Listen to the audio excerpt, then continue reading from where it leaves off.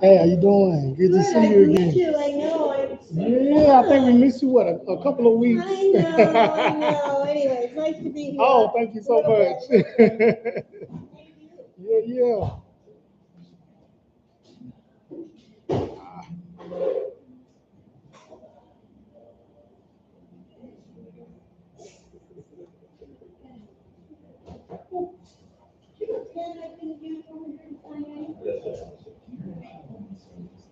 Oh, it's not good. It's cool.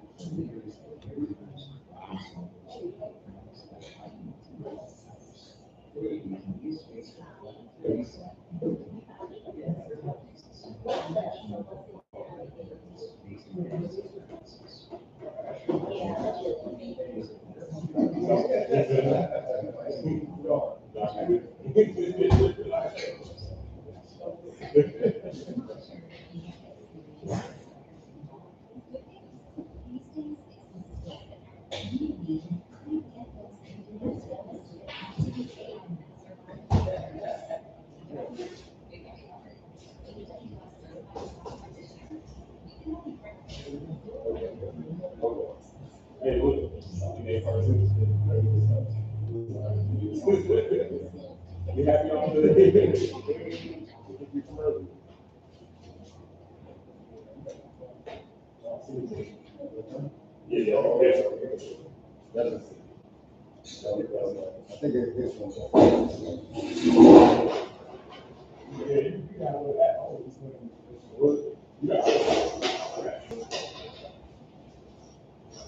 wanted to learn this and then I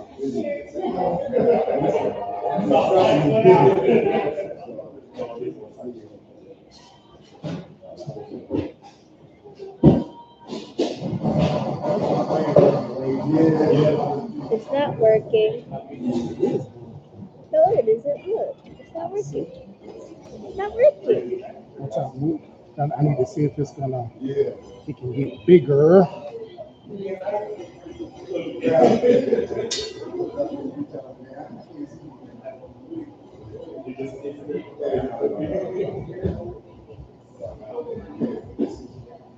Anything else, man? I feel like it's right now. Yeah. So once some people don't understand.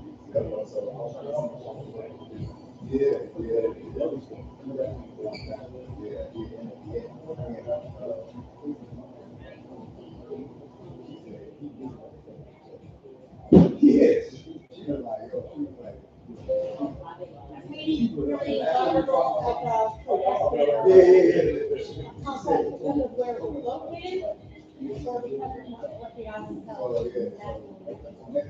Well, yeah, I mean, a bunch of previous.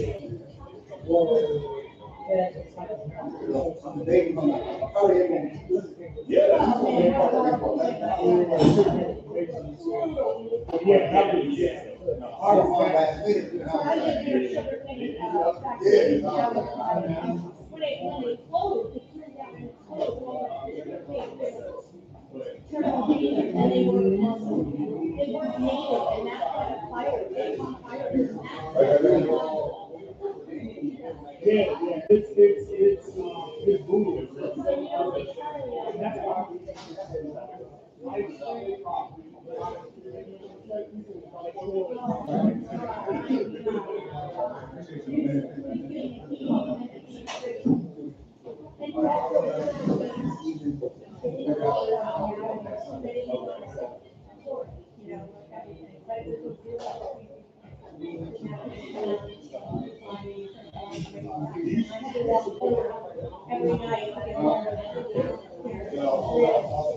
Yeah. 80 was an interesting place. And we're going to talk about everything that actually almost made the Haitian Revolution. With the Haitian Revolution also, was that French coming from France to Asia or? Not much French helping, but it was, I believe it was Spanish. How big that was bad. Well, yeah, I mean, Haiti was a super song for talking a little bit about the roots of the spirituality and how they tapped into it. But also, the French army was extremely powerful. I was in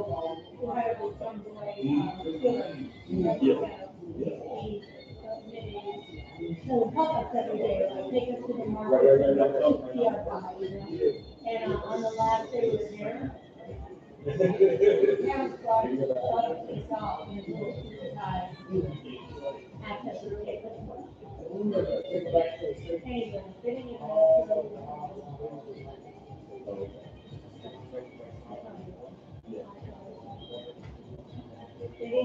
the captain was British, I'm American, there were other people on the boat, they didn't even ask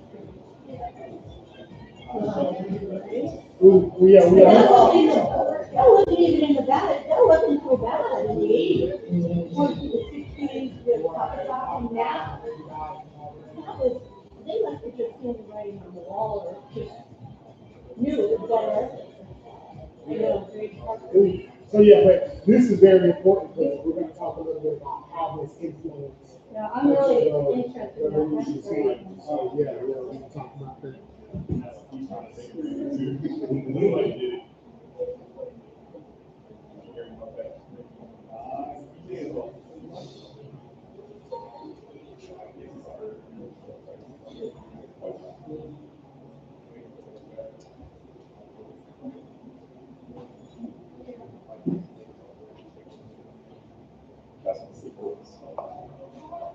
Testing, testing.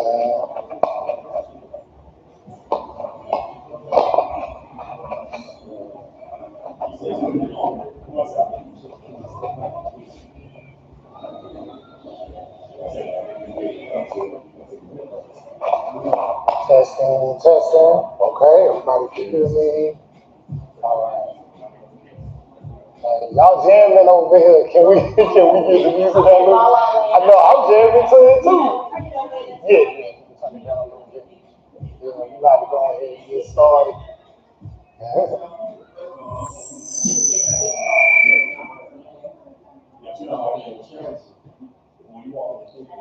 Testing. All right. I think we are. Let's see what time is it. Oh, 106. Okay, cool. So we about to go ahead and get started on today. Welcome back to the People's African History class. Today we are talking about the Haitian Revolution. So we kind of started. I know we started talking about the life of enslaved people, and we were talking about traveling from the. I'm sorry, I was just like, oh, that's cool. Oh yeah, so I needed to because I was holding so much stuff in my hand. I said I need to try to find like a chorus. So I'm gonna try this and see if this works. That's nice. Yeah. Oh, they're not here. They actually will be here the next time. Yeah, they'll be here the next time. They did. They helped me out a lot. Let me see. I may not even need this actually. Let's see.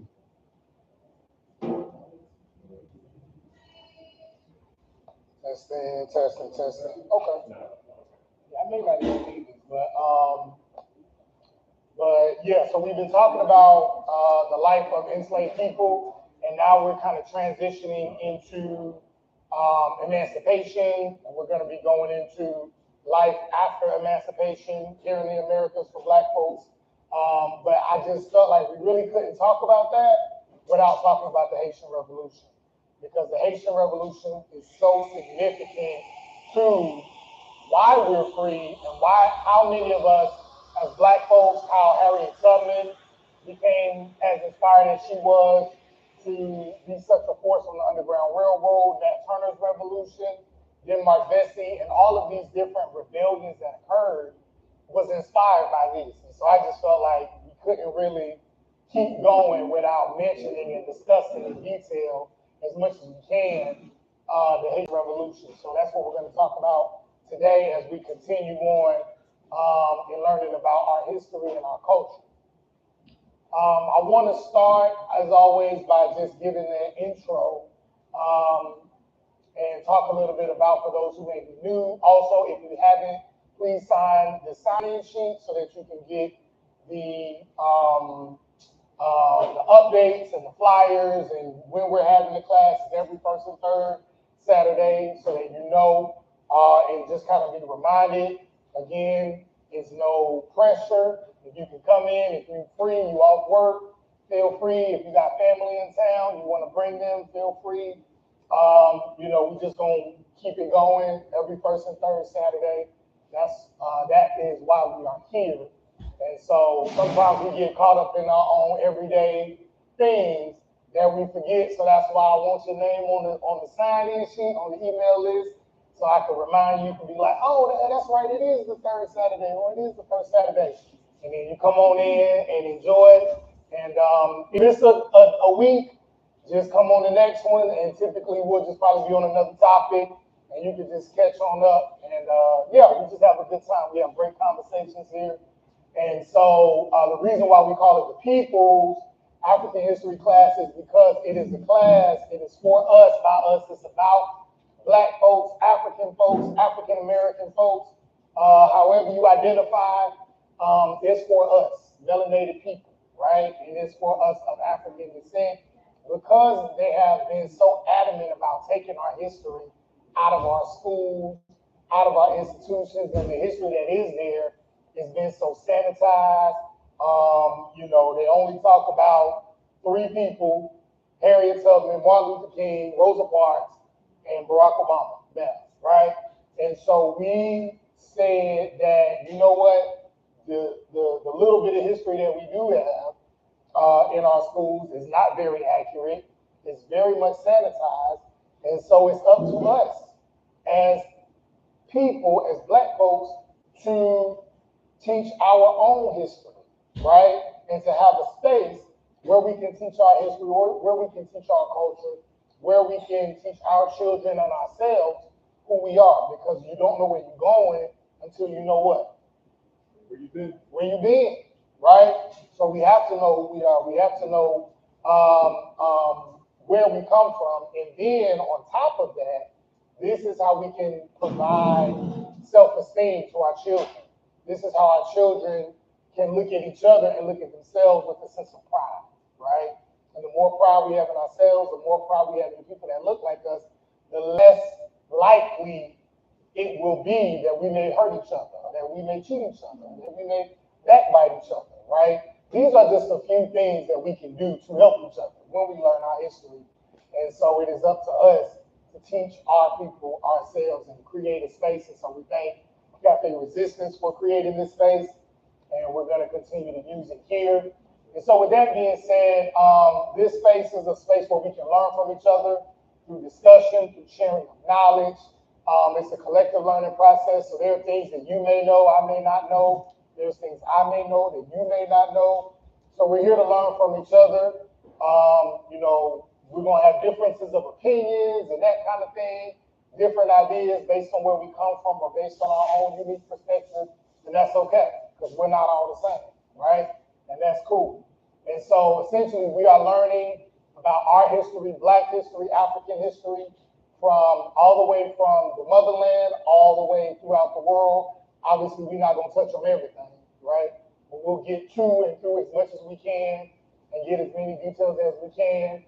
If I touch on something that I didn't really go into a lot of detail about, but you may know about, raise your hand, say, hey, did you know this? Or I wanted to talk a little bit about this, or that kind of thing. So I do have a lecture that I try to get through, a presentation I try to get through, but as we say in church, sometimes the Spirit just leads us and we just, we'll just may go on another topic. That's what we're supposed to do.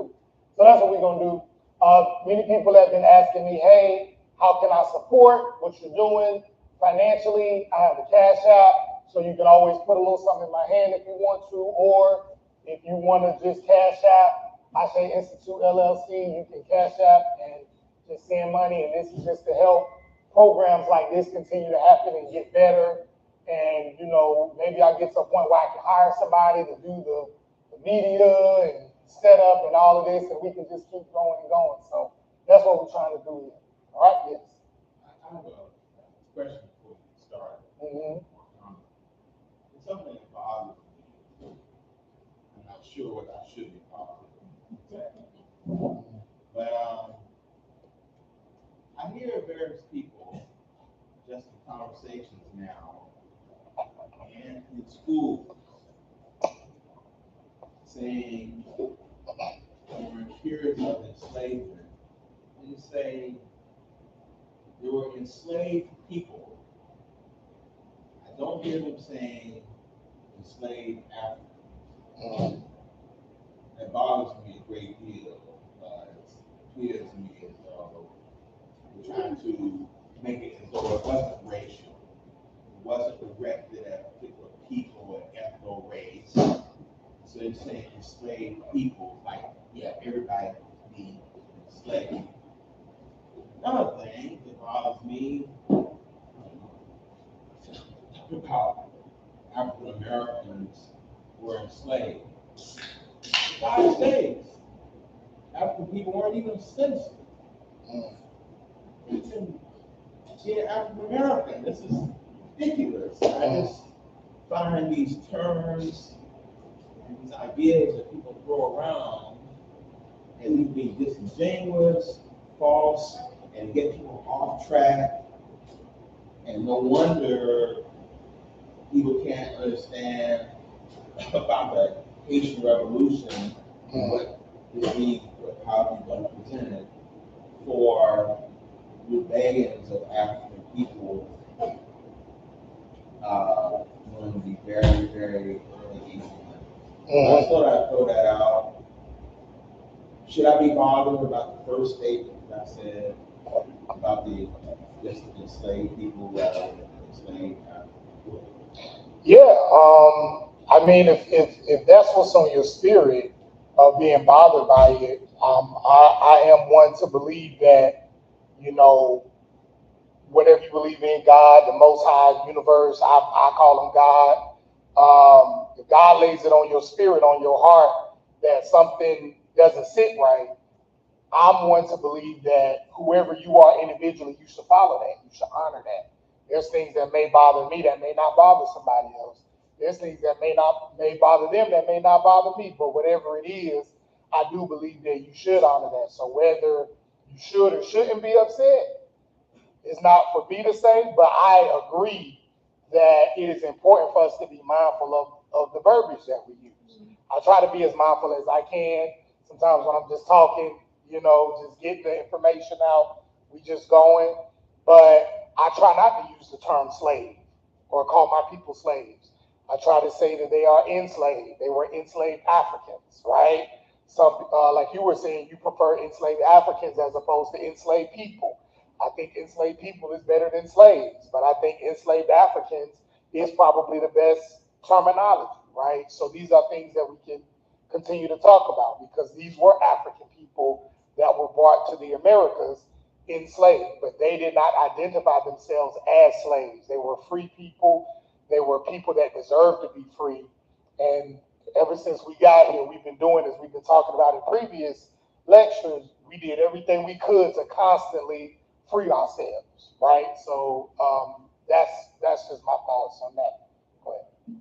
On that same topic, I just saw a couple of days ago, they were saying in the comment section of some posts, the post said runaway slaves. And in the comment section, someone said, I want to say it was freedom searcher or freedom, something along those lines, but I get what he's saying as far as the vernacular of it. So sure, I absolutely. want to share that too. I don't remember the exact quote, but it was something about freedom chaser or something along those Trying lines. to get rid of the racial component out of it. So it's whitewashed completely. And it could apply to anybody, is Right. what you're saying. That's exactly what's happening. Right. And I do believe that happens and continues to happen, and that is why in these spaces we want to make sure that it's understood. This was something that happened to Black people, to African people, and so we're not gonna erase our history. We're not gonna erase parts of our history or certain people or certain groups. We're not erasing women. We're not erasing certain people of certain classes or anything. We want to talk about all of it, right? And so that's what we're doing here. So just a quick review from last time. We talked about the Black History Month, right? And we celebrated 100 years of Black history. We talked about how Black History Month got started with Carter G. Woodson.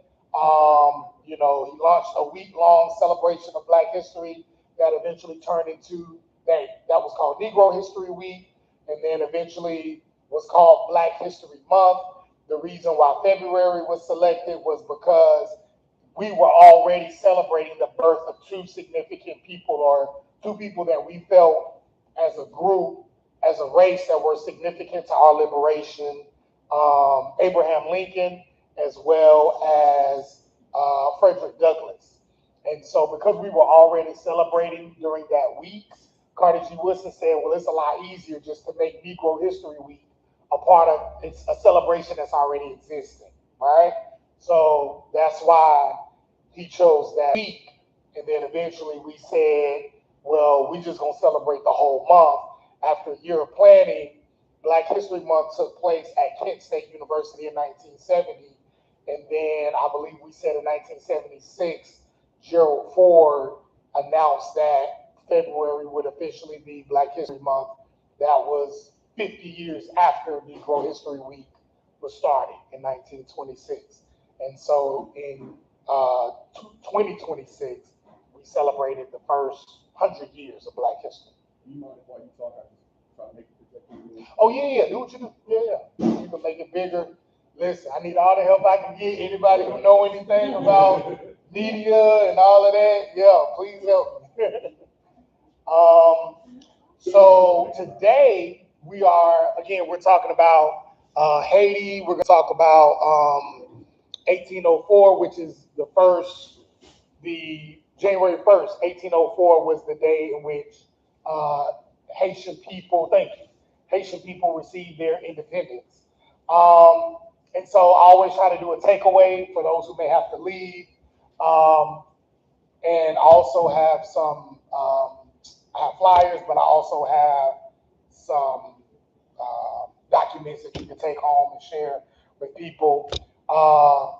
But Christopher Columbus landed on the tiny island of what is considered to be Hispaniola in December 1492.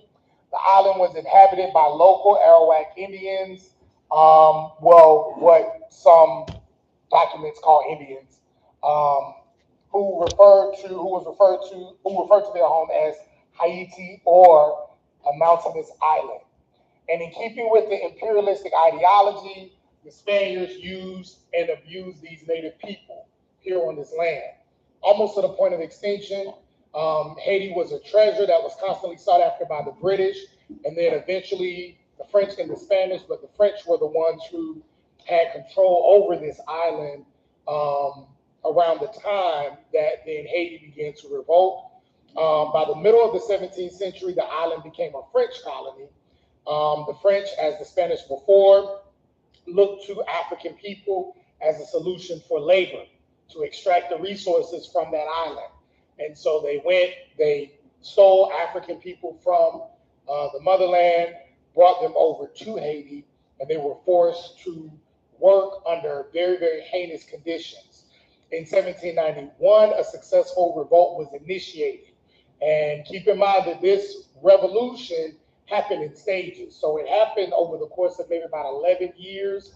Eventually, 1804 was like the official date that it was emancipated. But I think it was around November 1893. That was the last battle, right? We're going to talk about that.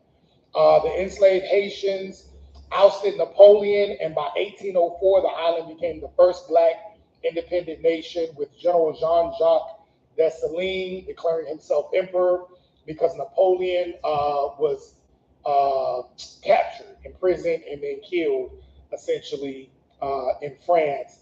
And so his successor, Jean-Jacques Dessalines, was the one that saw Haiti into its independence. So we're going to talk a little bit about that. I'm not French, nor am I Haitian, so please forgive me if I mispronounce some of these words.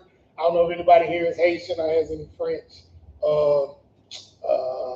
background that can help me, but many of these words are Creole or French. All right. So, any questions before we get started?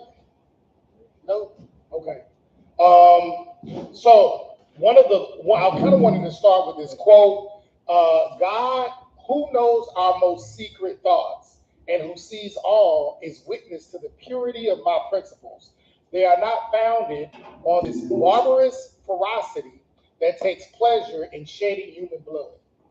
Okay, I wanted to lead with this because what we're going to find is that this revolution and this resistance it's very, very bloody. Many, many people died. And Toussaint Louverture, who is seen as the leader of this revolution, right? Him and his people. And we're also going to talk about some women that were actually very key players in this revolution as well. I wanted to be sure that we think about this quote, because Toussaint the whole time is saying, I don't find pleasure in this. I don't find pleasure in shedding blood or in killing all of these people or seeing my people killed. This is not a good thing. This is not something to be celebrated, but this is necessary for the greater good of liberation. This is necessary for the greater good of people. This is an evil that has been done to my people, and so this is a necessary evil that has to be done back so that my people can be free. So I want to make that clear that he said, I don't take pleasure in getting ready to do what we getting ready to do, right? And so I just thought that was important. I think when we talk about when Black people take up arms, when we fight, when we use violence, many times it is in self-defense. As a fighter, as you know, you train, you learn all of these ways in which to hurt your opponent, in some ways kill your opponent, but it's not done in ways of trying to murder, but more so to protect yourself, right? And so that is what Toussaint Louverture, one of his famous quotes. So I want to talk about this. Why is this even important when we were just talking about African American history? When we're talking about life as an enslaved person. Why are we jumping from that all the way to Haiti?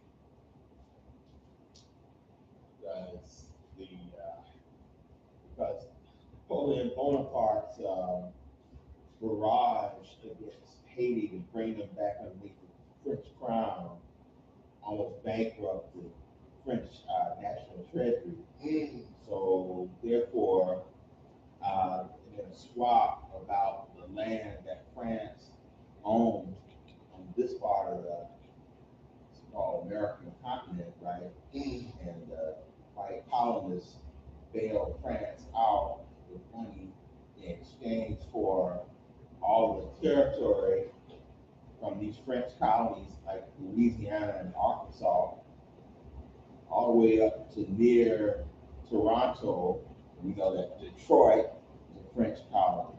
And so this place grew from 13 colonies on the eastern border to double the size, expanding everything into new territories, Louisiana and all like that, for additional slavery that would come into those spaces that would expand from the East Coast to the middle overnight. That's accurate? No, very accurate. We're going to talk about that later on when we talk about the French Revolution that's happened simultaneously with this Haitian Revolution. And we're going to talk a little bit about how that affected the U.S. And I think if you follow us on social media, I usually send like some type of a clip or something. And I chose a clip from Dr. Umar where he talks about how this revolution actually benefited America and literally helped to double the size of America because the French had to sell so much of its land in order to fight these black folks that was whooping on them. I think on that same note, the Haitians, I'm not going to say this as fact because I can't 100% say this is the way it happened, but I believe that the Haitians kind of set a new precedence of, hey, we can fight back. Yeah. Not only can we fight back, we can bankrupt them. You know? Yeah. Unfortunately, that led to some other things, but like the Haitian Revolution and Mr. Louverture set a new precedent, a new tone, so to speak, for everybody.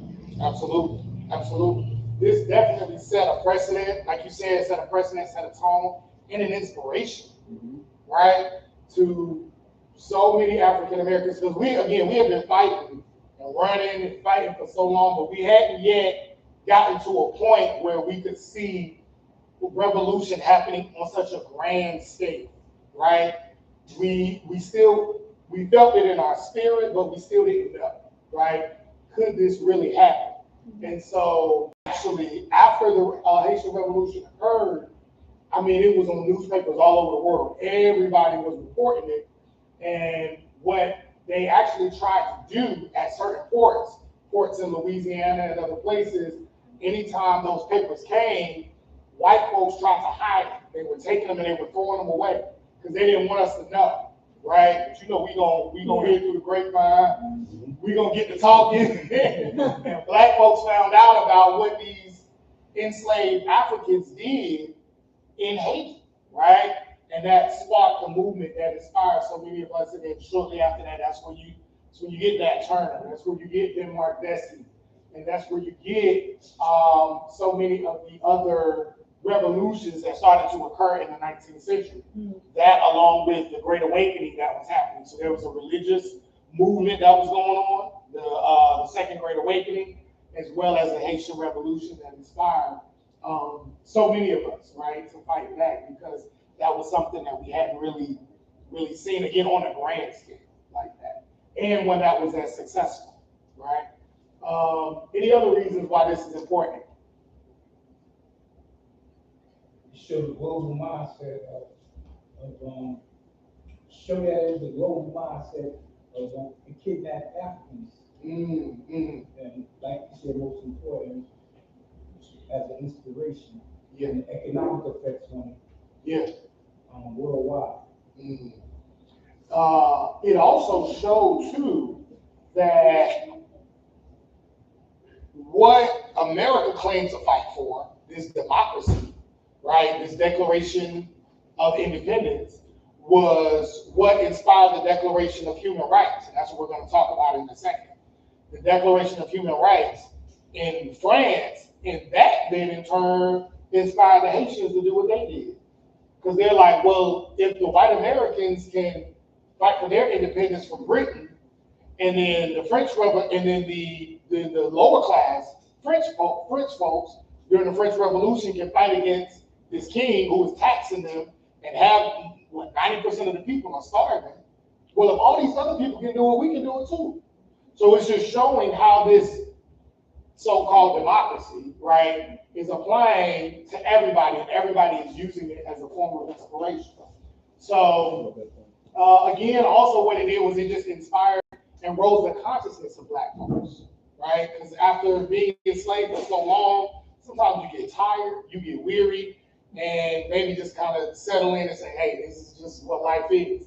And so when this happened, it just kind of rose the consciousness, right, of black folks to say, hey, we don't have to take this type of treatment. So this is why this is so important to U.S. history as well as African American history. And so with that being said, I always like to start from the beginning, just like we do with this class, start from the very beginning to show that the beginning of this story is not enslavement. The beginning of this story is not when white folks got here. The beginning of this story starts with Native people, Native Americans who originally were African people, essentially. But it starts here, and the name of this place was Haiti, right? It was Haiti, and then it changed to what? Does anybody know the name that it changed to? It was called Saint Domingue. I'm probably pronouncing it wrong. But Saint Domingue or Saint Domingue, that's what the French called it. And then when Toussaint Louverture, Jean-Jacques Dessalines, and these enslaved African people freed themselves, they changed their name back to its original name, which was Haiti. And that's why we call it Haiti, right? Because that was the original name, and they understood the significance of naming. If we are going to be free, we can't call ourselves, and we can't call this land the same land that our captors called it. And so they went back to the original name of the land, which was Haiti or Haiti. And when I speak to Haitian people, number one, they all, from my experience, all the Haitian people I've spoken to have this knowledge almost inherently. They understand this history of themselves almost inherently. Even here, Haitians that are here in the U.S. And when I speak to them of Haiti, a lot of the times I'm corrected in my pronunciation of Haiti. They don't know Haiti. It's still Haiti. Yeah. To this day, one of my main mechanic, he still says it this way. He and his son as well, and they again corrected me. Yeah. No, Haiti. It's Haiti. It's Haiti, yeah. That is the, everybody else, we've all said Haiti, but yeah, Haiti is the original name, right? Anybody else? I thought I saw another hand? No? Okay. All right, so before Columbus, Haiti was a Taínos word that meant land of the mountains. It's a very mountainous area. And so this was first given its name by the first inhabitants of this place. The people, the inhabitants were the Arawaks, and these were the Caribbean people who initially were very peaceful people. And so with this area, there were about 5 organized kingdoms, and we're going to see this in the next slide. It was the Magua, the Marian, the Exagua, the Maguna, and the Higüe areas, right? That took up Hispaniola. All of this was Hispaniola. The Dominican, what is now considered the Dominican Republic, and what we call Haiti now. And so it was a very, very self-sufficient place at the time. The earliest inhabitants lived very much in harmony with each other. They lived in peace. They practiced their religion. They hunted. They ate meat. And they worshiped with rituals. Eventually, these European people eventually came, and when they got here, they essentially stole their land from them. So the Arawaks decided to fight them to the death, right? They eventually lost. And in 1503, that was when the first Africans came to what is called Haiti now. And when they came, they brought with them various nations, tribes, and cultures. And soon they started to join the rest of the Amerindians, what is considered to be the Amerindians, the Arawak people. And they basically formed an alliance with each other to fight off this common enemy of the Europeans, initially the Spanish, right?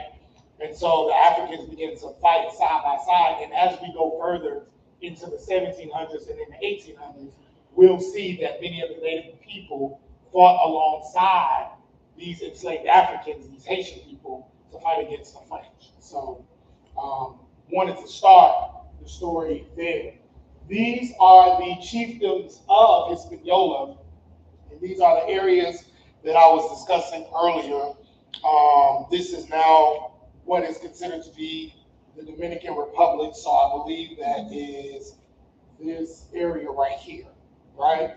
Now the Dominican Republic, that was the Magua place, and then you have the Marian, let's see here, which is part of Hispaniola, this northwest area. You have the Magna area, which is here, right here. So this is the central part. Here in the southwest,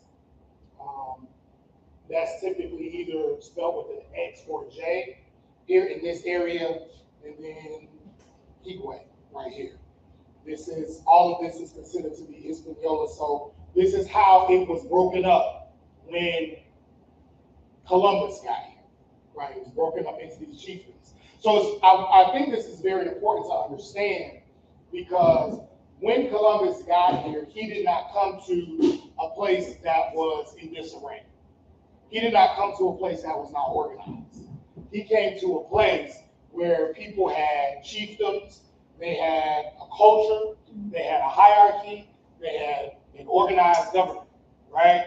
And so a lot of times our history books will tell us, oh, these people brought culture and they civilized these folks when they came over to the West. And that's not the case, right? These people were already civilized. So I think that's very important. So that's why I wanted to kind of show this map. So Christopher Columbus came, and the Spanish exploration and occupation happened from 1492 until about 1697. Right around, I think it was around the 1700s was when the French eventually completely took over. And so the Spanish gave up control of 1/3 of the western side of the island of Haiti to France. So they continued to take over the Dominican part, the Dominican Republic, and then the French would take over 1/3 of the western part of the island, which is considered to be Haiti. Haiti, Haitian people, like most of the neighbors of the Caribbean, were forced to work for the benefit of other people, and they were forced to work for the benefit of their captors. The original Indians, there was about 1 million of them left when Columbus arrived. They started to die by the thousands, and many of them died from diseases, many of them died from war, and so this is when many of them started to fall off, and so they could no longer work in a way that would benefit the Spanish and the French. And so this is when they started to go to Africa and get their labor from African people. So there were also slaves from Europe, and this was what we would call indentured servitude, where these European slaves would actually come and they would work for 36 months. So they were called the 36-month slaves, right?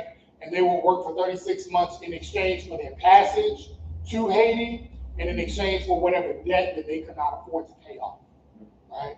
And so these were, again, we talked about this before, where we talked about how capitalism is the foundation for racism. Capitalism birthed racism that eventually became the framework for why these things were happening. And so you had these 36-month slaves that came over, and they named this area Saint Domingue in the late 18th century. And this was very significant because this area thrived as one of the wealthiest countries, one of the wealthiest islands in the Caribbean, right? One of the wealthiest islands in the Caribbean, being able to extract sugarcane and being able to extract so many resources from this area essentially made the French rich, made the Spanish rich, and then eventually the French made them extremely wealthy. And so again, a very wealthy resource, all they needed was the labor force. From around 1774, in the British 13 colonies of the Americas, the subjects were fighting against unfair taxation, and out of that came what we call the American Revolution. And so, of course, this new nation called the United States of America came about, and there were actually Haitian volunteers that came to help America fight in the revolution, right? So Henri Christophe and others were famous for actually helping Americans fight the British off in their revolution. The Taino people eventually started to fall off, largely due to diseases. And I want to say this started to happen and affect Caribbean islands all over from Puerto Rico on. And so Saint Domingue in the late 18th century, again, continued to thrive because of how well the land produced sugarcane, coffee, indigo, cotton, and this labor force allowed for them to be one of the wealthiest islands in the Caribbean. One of the reasons why this is significant, one of the reasons why Haiti was able to be, was rich, and not only rich, but also why this revolt was able to be successful was because of the French Revolution. Does anybody know anything about the French Revolution? I mean, Probably know more than you think you do. yeah, I'm about to say that's when the price of bread was cheaper to burn money than it was to like buy a law. Okay. Their inflation rate was crazy. Okay. Yeah, they're the ones that honestly most of our economic crises refer back to them because the cost of living is so high Yes. that it makes no sense to spend money. It's better to use money as paper mache because Absolutely. buying paper costs a lot. Yeah. Yeah. French people were so angry about their bourgeois, Right. we had answered that. Because I think they still have those in service. Let Yeah, me you be feed them cake, you know, like, I'm rich, let's give them something. Right. Something. They revolted because of the intolerable conditions for the French. Mm-hmm. In fact, I venture to say that a lot of our revolutionary mindsets between like the hidden colors time period was centered around like overthrowing a government that's similar to the French government. Yeah. You know, like because they had a permanent class system. You know, they were creating problems within people's relationships as well. Yes. To where like people were moving out, but they were moving to the streets, and then when they were moving to the streets, they didn't create the prisons per se. The prisons that they had, they were filling up with. Mhm. We had a lot going on. Anybody else? I think when people realize that there was no hierarchy without them, like Yes. without the workers, they were nothing. And I think that's where hopefully we're getting to.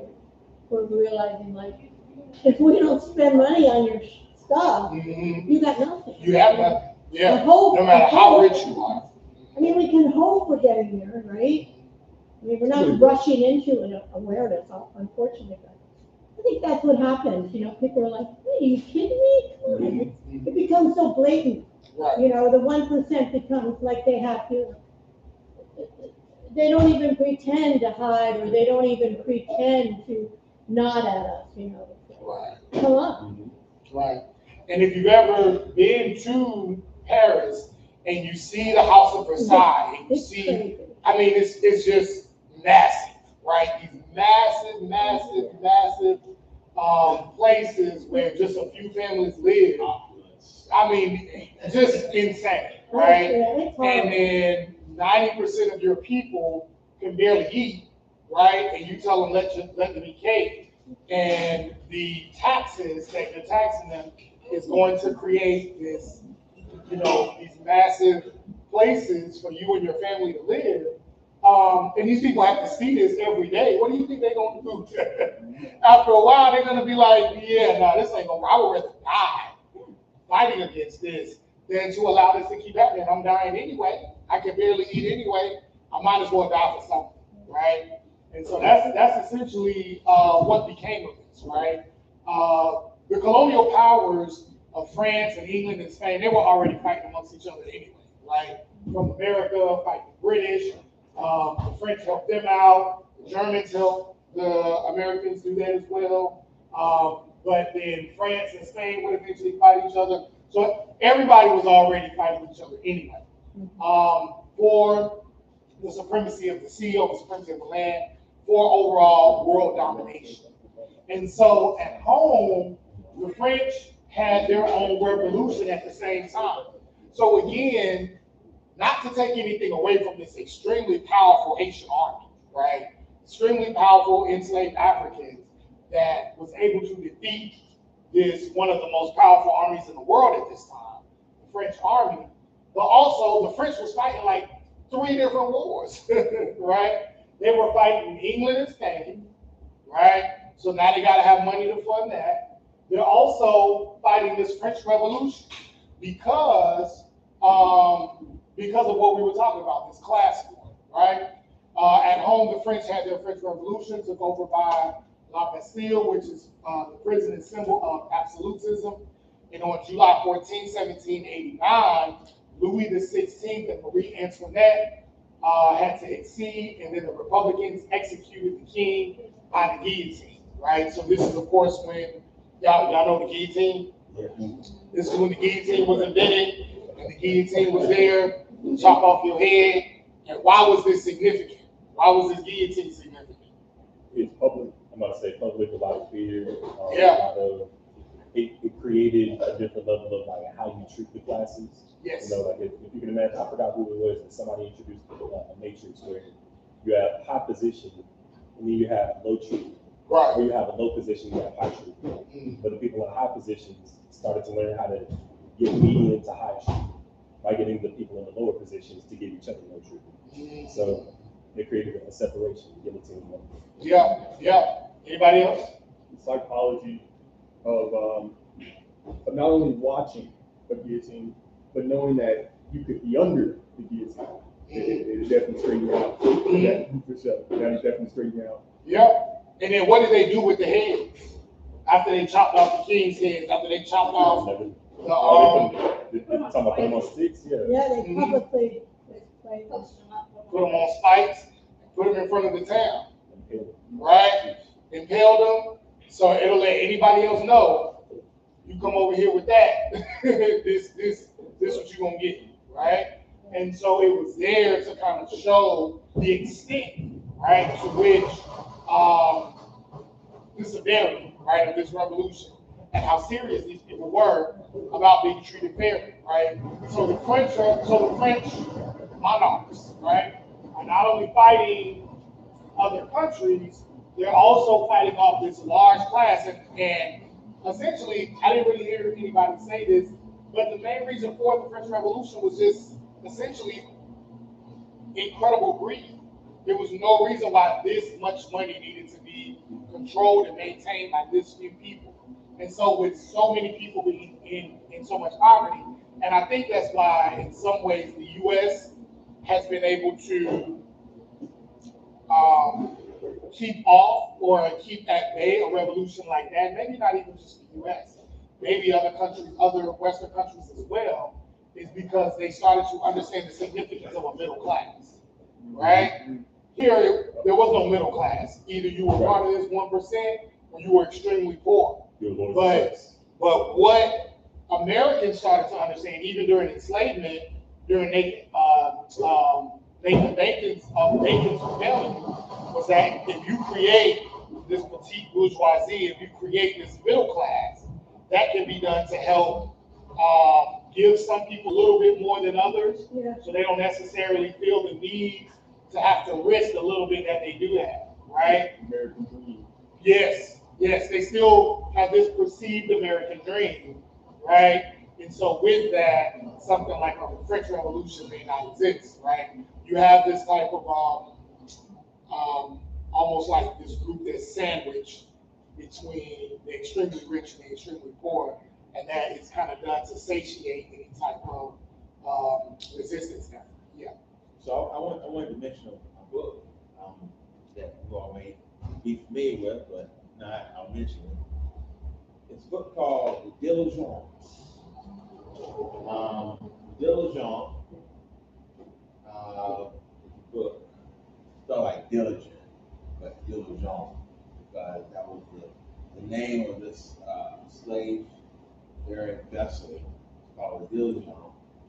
And it's about the voyages of this slave vessel, 1760s, coming before the French Revolution, and the travels of this slave vessel through the French Empire on the Atlantic side, the Caribbean to Louisiana and all like that.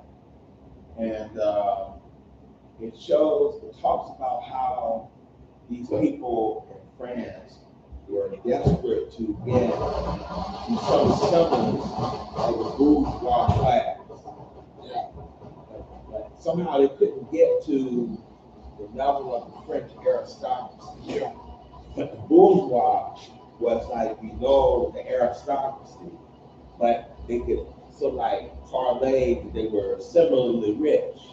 So if you could take a person and they could get into the slave trade and somehow get together with other people and they could own a ship, they could go from the so-called lower class. It couldn't be aristocracy because that was by birth, like you were rich by birth, but they could at least gain more wealth because there was really no middle class that you're talking about, and they were trying to carve one out by coming up with this bourgeois class just so they would remain at the surface level. And desperateness to get into the slave trade as basically the only way, there's a few other areas that a person of meager means in France could ascend to wealth. But it's called the diligence. And there were people of color who also benefited from this, right? What you're talking about. A lot of people, as well as free people of color, as they begin to reach the endings of the French Revolution, and as the Haitian Revolution started to take more gas and more shape, they started to do little by little, they started to give freedoms, right? To people of color that were free, or to mulattoes that were free, giving them the right to vote, right? Hoping that this would kind of satiate the Haitian Revolution and cause them to say, okay, we're starting to get some things, maybe we can fall back. And so I believe it was a part of maybe the mid to late 1790s the French consulate got together and gave a few people of color, a few people the right to vote, right? Mulattoes and free people of color. So this was happening, again, like you were saying, giving people just these little pebbles in order to keep them at bay. Eventually, the French citizens radically altered their political landscape. They uprooted centuries of old institutions, such as the monarchy and the feudal system. Anybody familiar with the feudal system? That's what I'm talking about. Okay. Service. Yes, yes. Feudal system, very similar to sharecropping, Yeah. right? Very similar to sharecropping, right? And so these people, so when the French lower class people began to fight against this, and I think at the height of everything was the Reign of Terror, right? The Reign of Terror, and that's where, of course, the guillotine was created. Folks' heads were getting chopped off, and this is when people saw the severity of this resistance efforts, this large class resistance effort. The French Revolution helped to shape modern democracies by showing the power inherent in the will of the people. And all of this did, this French Revolution that was happening, all this did was not only weaken the French rulership, but also it inspired the Haitians even more to say, well, look at what's happening in their own country, right? Their own people are fighting against the hedonism that is happening in the French royal government, right? So this is not only inspiring them, and also this French Revolution created the Declaration of the Rights of Man, which again was inspired by the Declaration of Independence here in the States. So we can start to see how all of these relationships are taking place and how all of these relationships are starting to inspire each other. So that is why the French Revolution is significant, because of what it did to the French aristocracy, and then also what it did in financially, and also what it did in terms of the inspiration to the Haitians. So from 1791 to 1803, this is essentially when how long the Haitian Revolution lasted, for about 12 years. The end of 1803 was when the last battle was fought, and they were officially freed in 1804. And so enslaved people initiated this rebellion in 1791, and it was much more complex, and it consisted of again of many revolutions that were going on at the same time. And this would come to represent a new concept of human rights, of universal citizenship, and participation in government, again inspired by this Declaration of Rights of Man. Just kind of looking at what all, so these are just some of the effects of this Haitian Revolution: the end of French slavery in Haiti and their control over the island, but I put sort of. And I want you all to help me, because after we get done talking about this, I really didn't have time to go into the after effects. But for those who may know about the after effects of the Haitian Revolution, we can feel free, but that's why I said sort of, because yes, the enslaved people were free, but we also know that many of the reasons why Haiti is still in a place of degradation today is largely because of this, right? So we're going to talk about that a little bit later as well. Simultaneously, again, this was happening during the French Revolution and the Louisiana Purchase, right? And so again, we just talked about how the French government was losing money because they were fighting against other countries, fighting the Haitians, as well as fighting their own people, trying to quell this French Revolution. So they needed money and ended up selling all of this French territory that they owned in the Americas, and the United States benefited off of it and I think they got all of them, they doubled the size of America. I think the price was like $15 million, which was chump change, laying on the dollar, right? So again, this actually helped to increase the size of the United States. When was Hispaniola, when was the island divided between Haiti and Hispaniola? I think we. And what is that? How does that play into? So it was here. I know, I missed it. So Spanish gave up a third of it, and the French colonization started 1625. Okay. So that's when the French came, Okay, yeah. and then started to take over there. And then you said, what was the second part of that question? No, I missed, I was just trying to figure out when in the sequence that Hispaniola, the division. Yeah. So it was already divided in those chiefdoms. Yeah. And then that's when the Spanish said, well, we'll just take Dominican Republic and then you all take this little piece called Haiti. Yeah. So let's see. Oh yeah. French Revolution influenced new ideas, right? New ideas around government, human rights, workers' rights, women's rights, class struggles. And so French Revolution definitely was one of the bloodiest revolutions of maybe the past 500 years or so, right? Modern times. And so we look at this, and then now we can take this and move into what started to happen in Haiti.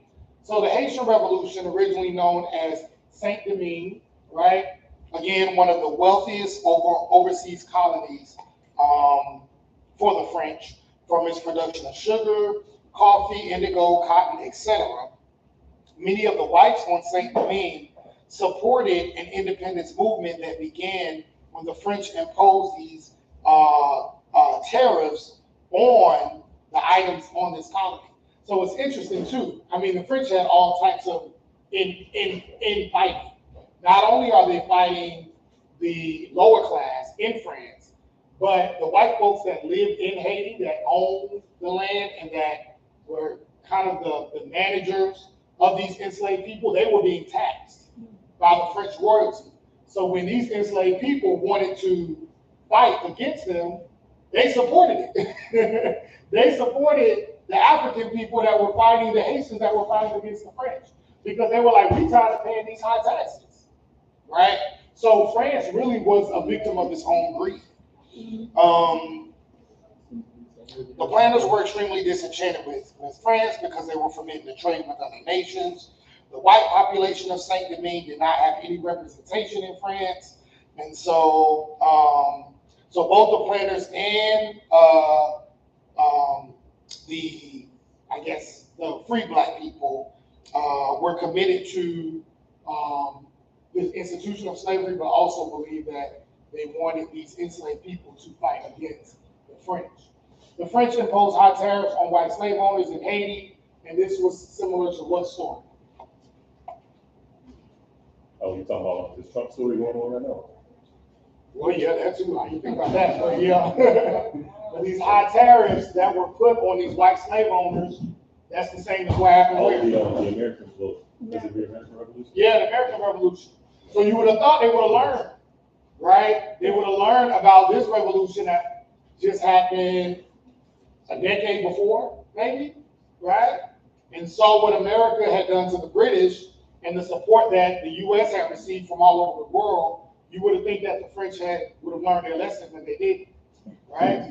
See, that's what, okay, so I want to make sure I'm clear. Parallels being made to the colonies, right? About the British Yeah.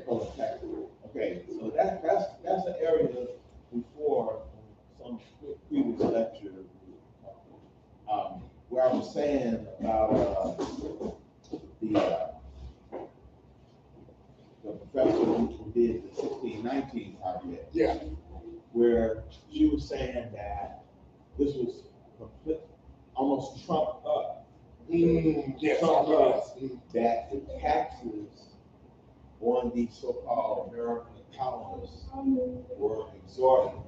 Yeah. Because she was saying that Britain was basically putting taxes because they were supplying British soldiers to protect the white settlers to their west flank, all those colonies, the left of it, from native peoples who attacked the white people, as also from the African slave rebellions, but that the taxes were not like crippling.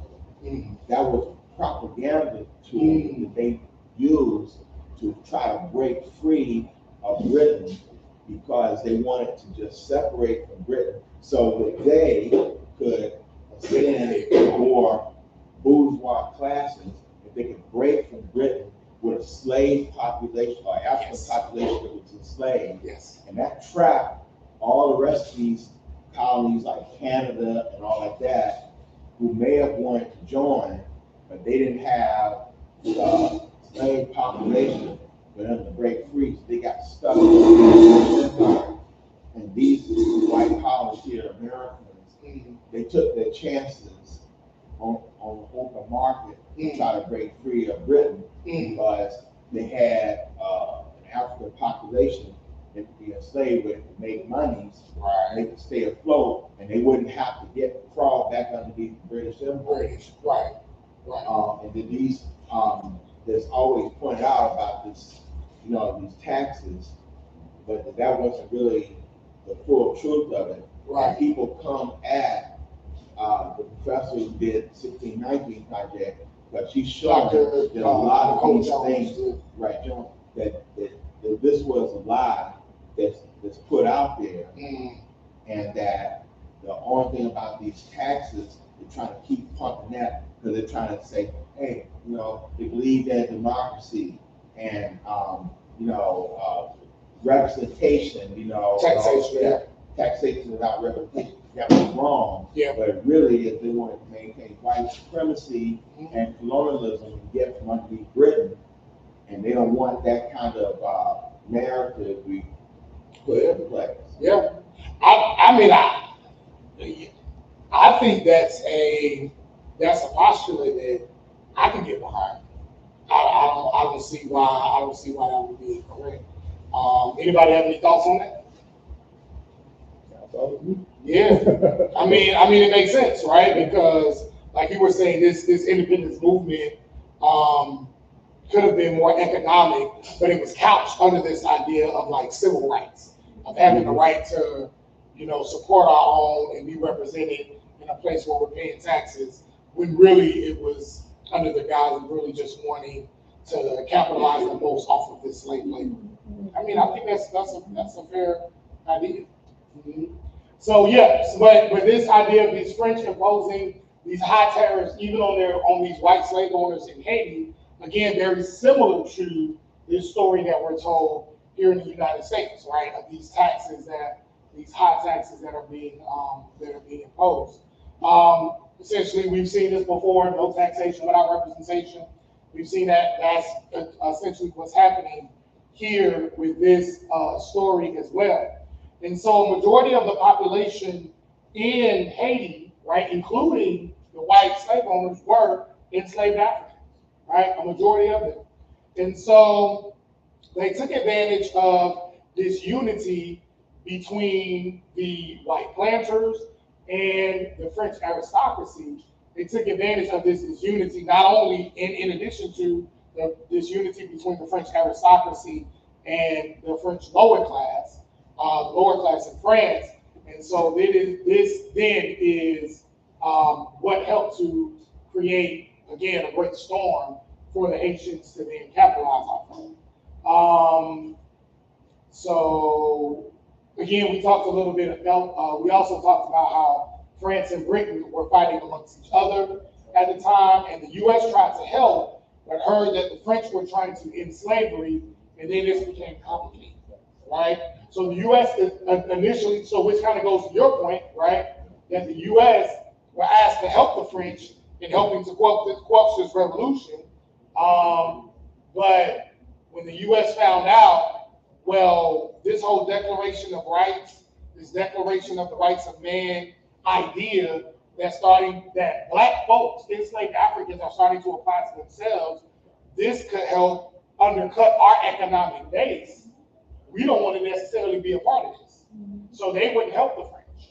And all these white slave owners that were in France, were in Haiti, those who get out, brought their African slaves to Louisiana colonies when this Louisiana Purchase took place. They jumped ship. Right. Their enslaved Haitians. Those who could get out, brought them to Louisiana To Louisiana. for a jump start. Interesting. And truth be told, also later reading that I've done, since Cuba didn't get rid of slavery until roughly almost the 1880s, Cuba was sitting out there by itself as a Spanish colony, so close to the U.S. Cuba was waiting to see what the result of the Civil War was, so they could join with the Confederacy onto the Confederacy. And guess what? Mississippi was the state that if the Confederacy had won, Cuba would have become part of Mississippi. They had plans, all kind of plans like that. Many of the Caribbean islands either benefited from or played a key role in much of the independence that was happening in the 19th century, right? Especially in Florida, when you talk about the relationships between Florida, enslaved people in Florida and Cuba, which was in many ways was the next step. And many times when enslaved Africans would run from the Deep South, they would run to Florida, and then when supremacy would span and expand here into Florida, many of them would either, like you say, go to Cuba or they would jump to Haiti, right? So these are very, very important stories, which is why understanding what's happening in the Caribbean is extremely important to African American history and U.S. history as a whole. So we're going to jump over to our brother Toussaint Louverture and the significance of him in this whole story, especially with him being such a key player in this whole rebellion. So Toussaint was he was enslaved. The enslavement act first rebelling against the planters on August 21st, 1791. By 1792, they controlled a third of the island. So we talked about that part already. By 1801, Toussaint Louverture expanded the revolution beyond Haiti and conquered the neighboring Spanish colony of Saint Domingue as well. Right? Let's see. While Toussaint Louverture, again, part of this Haitian resistance began to rise in terms of ranks. And once he became the leader of this Haitian revolution, he began to start to develop a good relationship with not only actually other French people, but also other Caribbean people. So Jamaicans as well. And he did that, he maintained some good relationships with the British by not attacking Jamaica for France, because France wanted him, because of his leadership skills, right, because of his military skills, to actually help them attack Jamaica.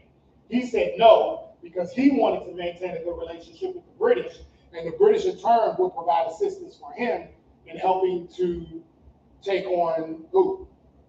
The French, right? So this is how Toussaint Louverture helped to kind of use his military strategies and use his intelligence to help defeat France.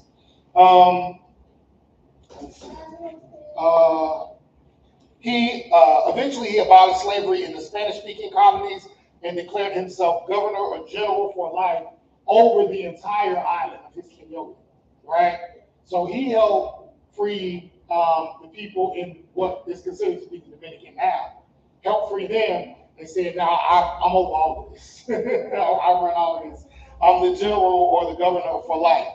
Toussaint had tension with the mulattoes, but he was still praised by many of them for what he was doing for the Black Haitians. So Toussaint Louverture played an incredible part in helping to lead these groups into victory. But who ended up leading Haiti into its final victory over the French?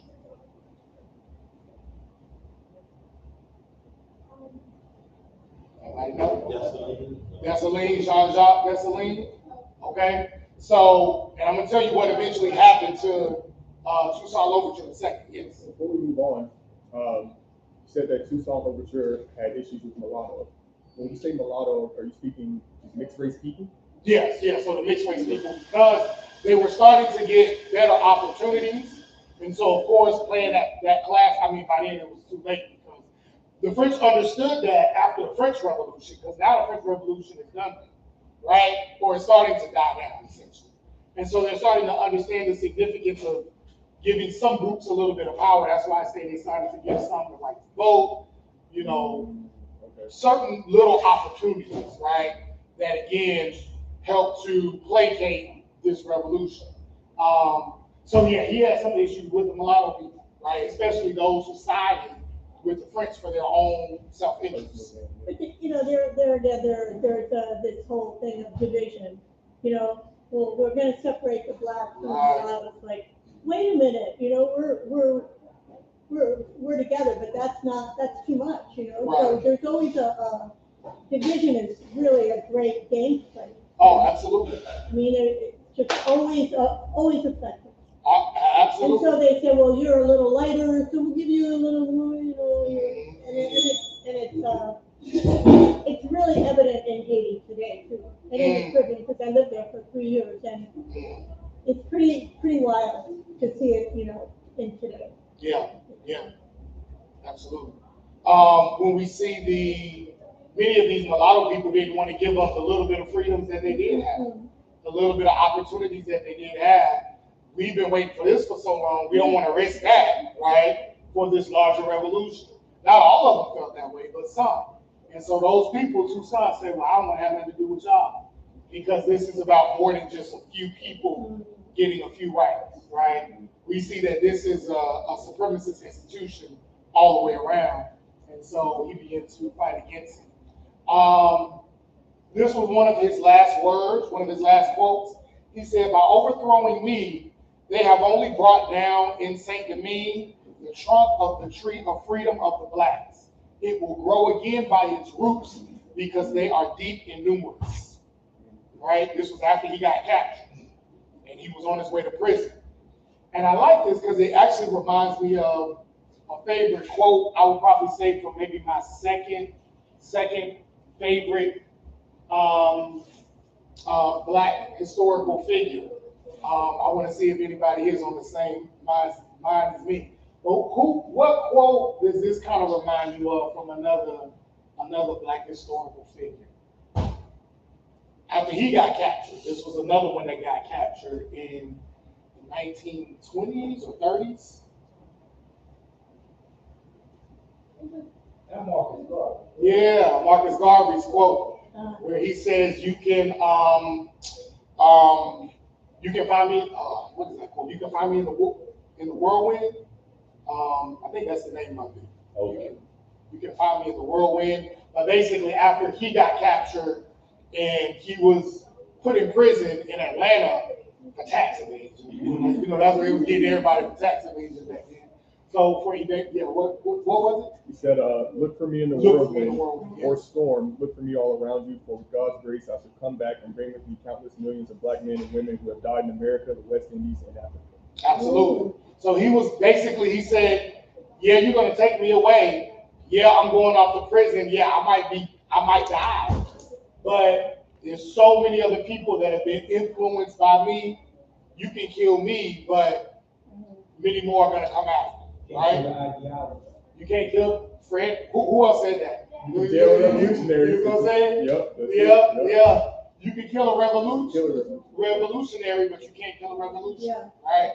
So these same ideas just kept going. From Tucson to Marcus Garvey to Fred Hampton and us today. Right? You can kill one, but you can't kill us all. Tucson Louverture, another thing about Tucson, he bought his own freedom, right? So he was educated. He was an educated African who eventually bought his own freedom. And again, I think this is important too, because when he bought his own freedom, he could have did what? He could have just got a good job, maybe waited until the mulattoes or until the free blacks got a few opportunities a few freedoms, and he could have been right along with them. But he chose to take his opportunity, this freedom that he bought for himself, and he chose to go back and say, all of these people that I was enslaved with, they need my assistance. They need my knowledge. They need the things that I have. And so he used that to then go back and free his people. So him, who else did that? Obviously Harriet Tubman, right? Many other people who had opportunities to take what they had and go forward, but chose to come back and help free their more of their people. Dr. King, right? Had plenty of opportunities to make way more money than to be a civil rights leader, right? So these are, this is an important part of the class distinctions that we were talking about.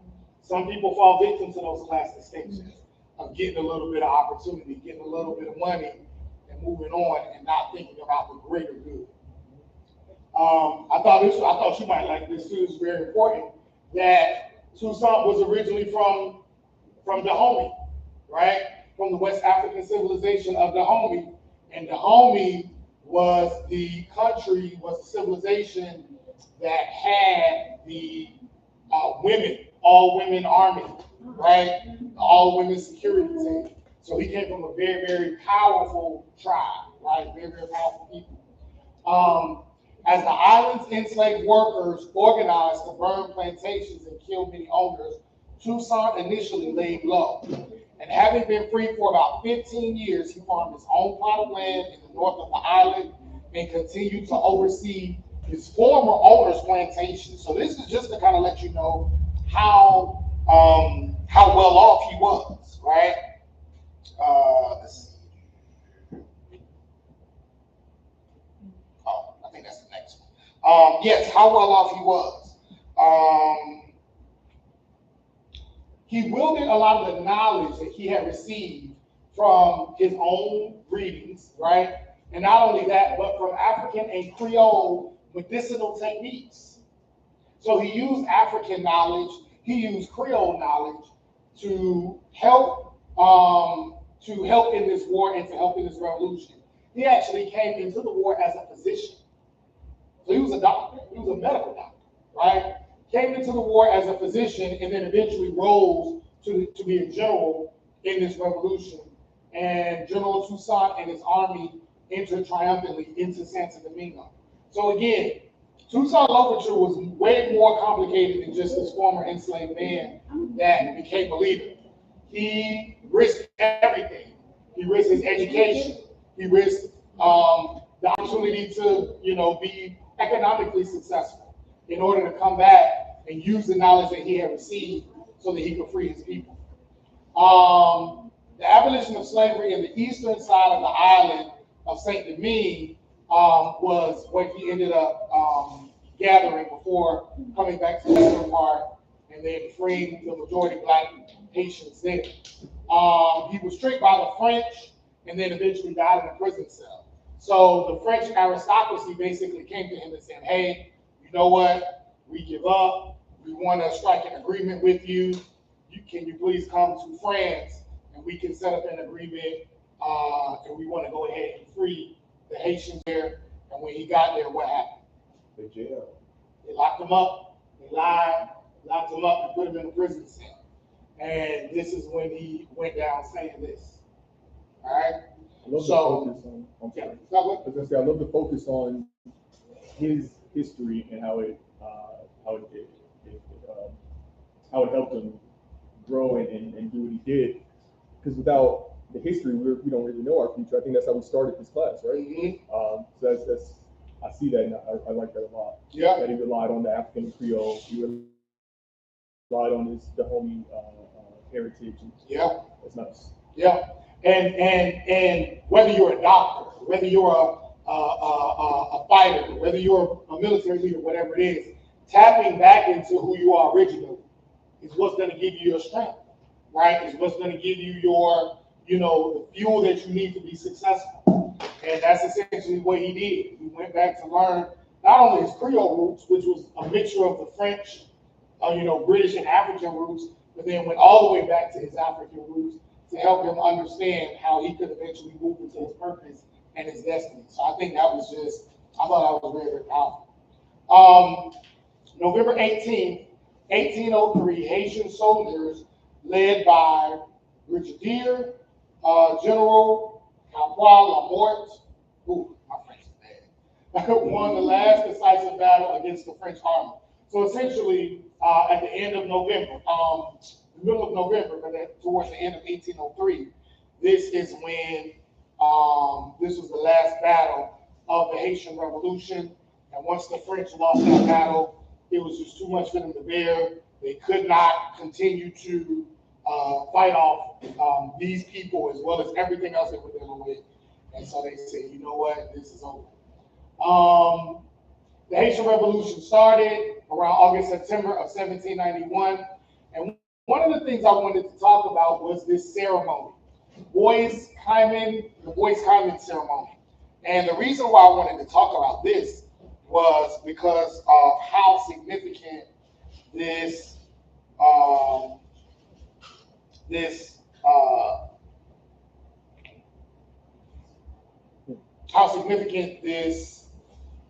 what we call it, I guess this, not party, but kind of a church service almost, if you will. This was a service that was done before probably the more important battles of the revolution started to occur. The Haitians came together, and when they came together, they basically began to pray.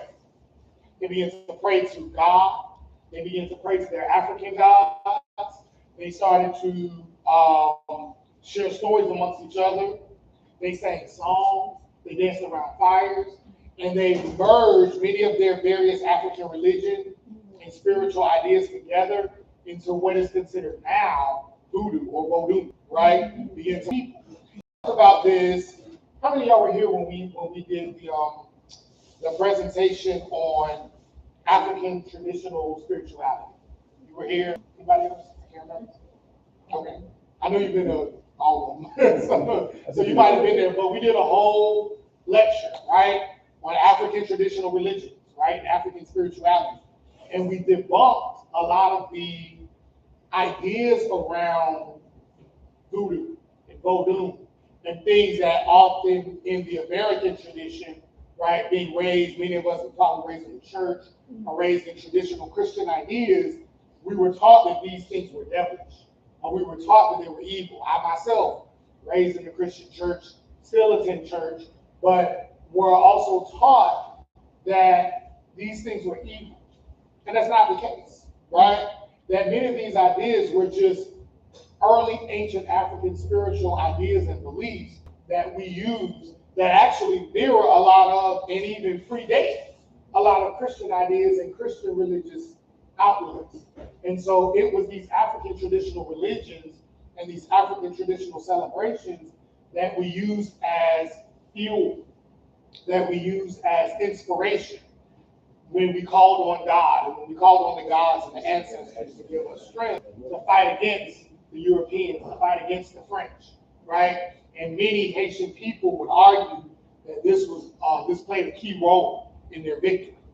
So televangelists Pat Roberts, 700 Club, he said that the reason that Haiti today is so poor is because he said the Haitians made a deal with the devil. Oh, yeah, I heard that before. To involve with voodoo, get underneath the heels of the French. Right? Yeah. So they made a bargain with the devil, so therefore all of their misfortunes are due to dealing with the devil. Yeah, absolutely. Or the benefits from that story, though. Mm-hmm. Right. They're being punished. Right, being punished for freeing themselves, right? Which has nothing to do with the devil. It has everything to do with the fact that yes, after they did get free, now they had to pay this tax to the French, and they're part of the reason why. It's still economically disadvantaged. And the U.S. destroying the Haitian shipping. Yes. I think we were talking about that a little earlier as well, the sugar economy in Haiti. So yeah, but I wanted to mention this part because I think it's important to, to talk about the significance of religion, right, and spirituality, not only in ancient Africa, but also in the descendants of ancient Africa, right? Not only in the African American tradition, but also in the Haitian tradition. And so, again, it was at this religious ceremony that they gathered together and they began to strategize and gain strength for this war that they were getting ready to fight. And so they sacrificed pigs, they sacrificed animals, they gave offerings to God so that God would give them the strength to fight against the French, fight against the white domination that they have been under for so long. A strong argument can be made that a lot of the spiritual systems and spiritual sciences, it came way before Christianity and the three major religions that we know today all took from ancient African spiritual systems. A lot of the slaves, when they were brought over here, had to disguise. They brought their systems with them, their beliefs with them. So they had to disguise them in Christianity for fear of their life if they were caught practicing other than what they were brainwashed to practice. Absolutely. No, definitely. They were, I thought I saw somebody else's hand. Yeah. I was gonna let you finish. No, go ahead. I just thinking about this night, and I did a little Googling while you were talking about it. I'll put it like this: when I was in the military, right, I joined originally for special operations. So there was a time in boot camp, they were just fucking with us. They were just messing with us, but we didn't know at the time. So we're standing there in boot camp, and they walk in, and they actually read off the transcripts from when Pearl Harbor was bombed, and they just changed the names of states and whatnot, right? So we thought it was happening in the moment. So we walk in, they line us all up, and they say to us, hey, so this place was just bombed. If you have family, we'll let you call your family. We're actually going to push you guys through boot camp. We're going to get right to it. Now I have kind of chills about it. You think you're going to go get it, right? And so listening to this and with the little paragraphs I just read, I can only imagine the energy in that space. Just, I mean, you're talking about hundreds of thousands of Haitians who are praying and singing to God and are tapping into their African culture and African traditions. You can imagine the type of energy and fearlessness, right, and courage that they had coming out of this meeting, coming out of this ceremony to say, we can do anything. We are conquerors. We are gods. We don't deserve this treatment. And so again, a majority, and I said that a majority of the island was made up of these people. So you got this whole entire island under this one ceremony, tapping into their African spirituality, tapping into their culture, getting ready. The French ain't stand a chance. Yeah, exactly. I mean, yeah, exactly. If you were an athlete in sports, right, an athlete in high school or college, and they had pep rallies, and everybody shouting and yelling your name, and the whole school going crazy. That's getting you hyped for the game, right? Homecoming game, whatever. I remember. So this is big. I remember in that moment. Again, they were named. This is like 8-9 years ago, but I remember at that time they were naming certain states, and you're looking around the room, and you see whose people have people in that state, and of course there's a certain sadness and a worry and all that, but you see like this stone-faced hardness at the same time. And so they let us sit with this lie for about 15 minutes, and so there was a couple of guys there that had trained under me before we got to boot camp. And so in that moment, and these are white guys who had trained in Georgia and Wisconsin together, and in that moment there were no longer any there's no difference between me and you, right? There's no difference between me and you. We were brothers in what we thought were, happening now, what we thought was happening right now. So again, that's just, I can only imagine the energy in that space. On my way over here, I wanted to bring something up. Dr. Grant's dealing with the Haitian Revolution. I don't know how I'm going to bring the point up, but now is probably a good time. So the drum you know, was considered by the colonialists in certain ways as a spiritual instrument. Yeah. Along with being an instrument of communication. They feared on certain levels. We want to bring that up because everyone see this past week a little news segment recently on Action News about drum lines going back to African roots. You see that? Drum lines going back to African roots. Yes, drum lines, you know, like the how its origins came from African roots. Yeah. I'm not surprised. Yeah. Now, why I want to bring this up particularly, for some reason, but you particularly, you went to the park land. Okay. So everybody can just go and Google Action News, put in drumline, African roots, or this was earlier CBS News clip showing that the drum lines for particularly the HBCU marching bands go back to an African root, right? But it was showing that one of the reasons that drums were banned at one point, plantations and everything, was this idea about spirituality and power, and also about communication, so that when the drums were banned, that the idea was that it went underground, but cloaked in different ways, such as handball. Oh, yeah.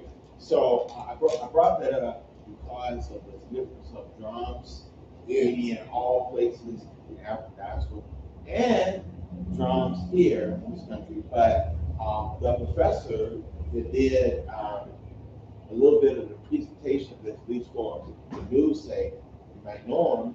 His name is Dr. Daniel Black.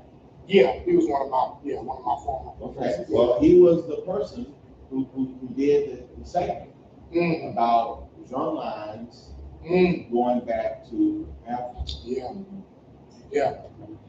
And I mean, you can imagine this entire island, just how many drums, hundreds, thousands of drums that were coming out of this ceremony, right?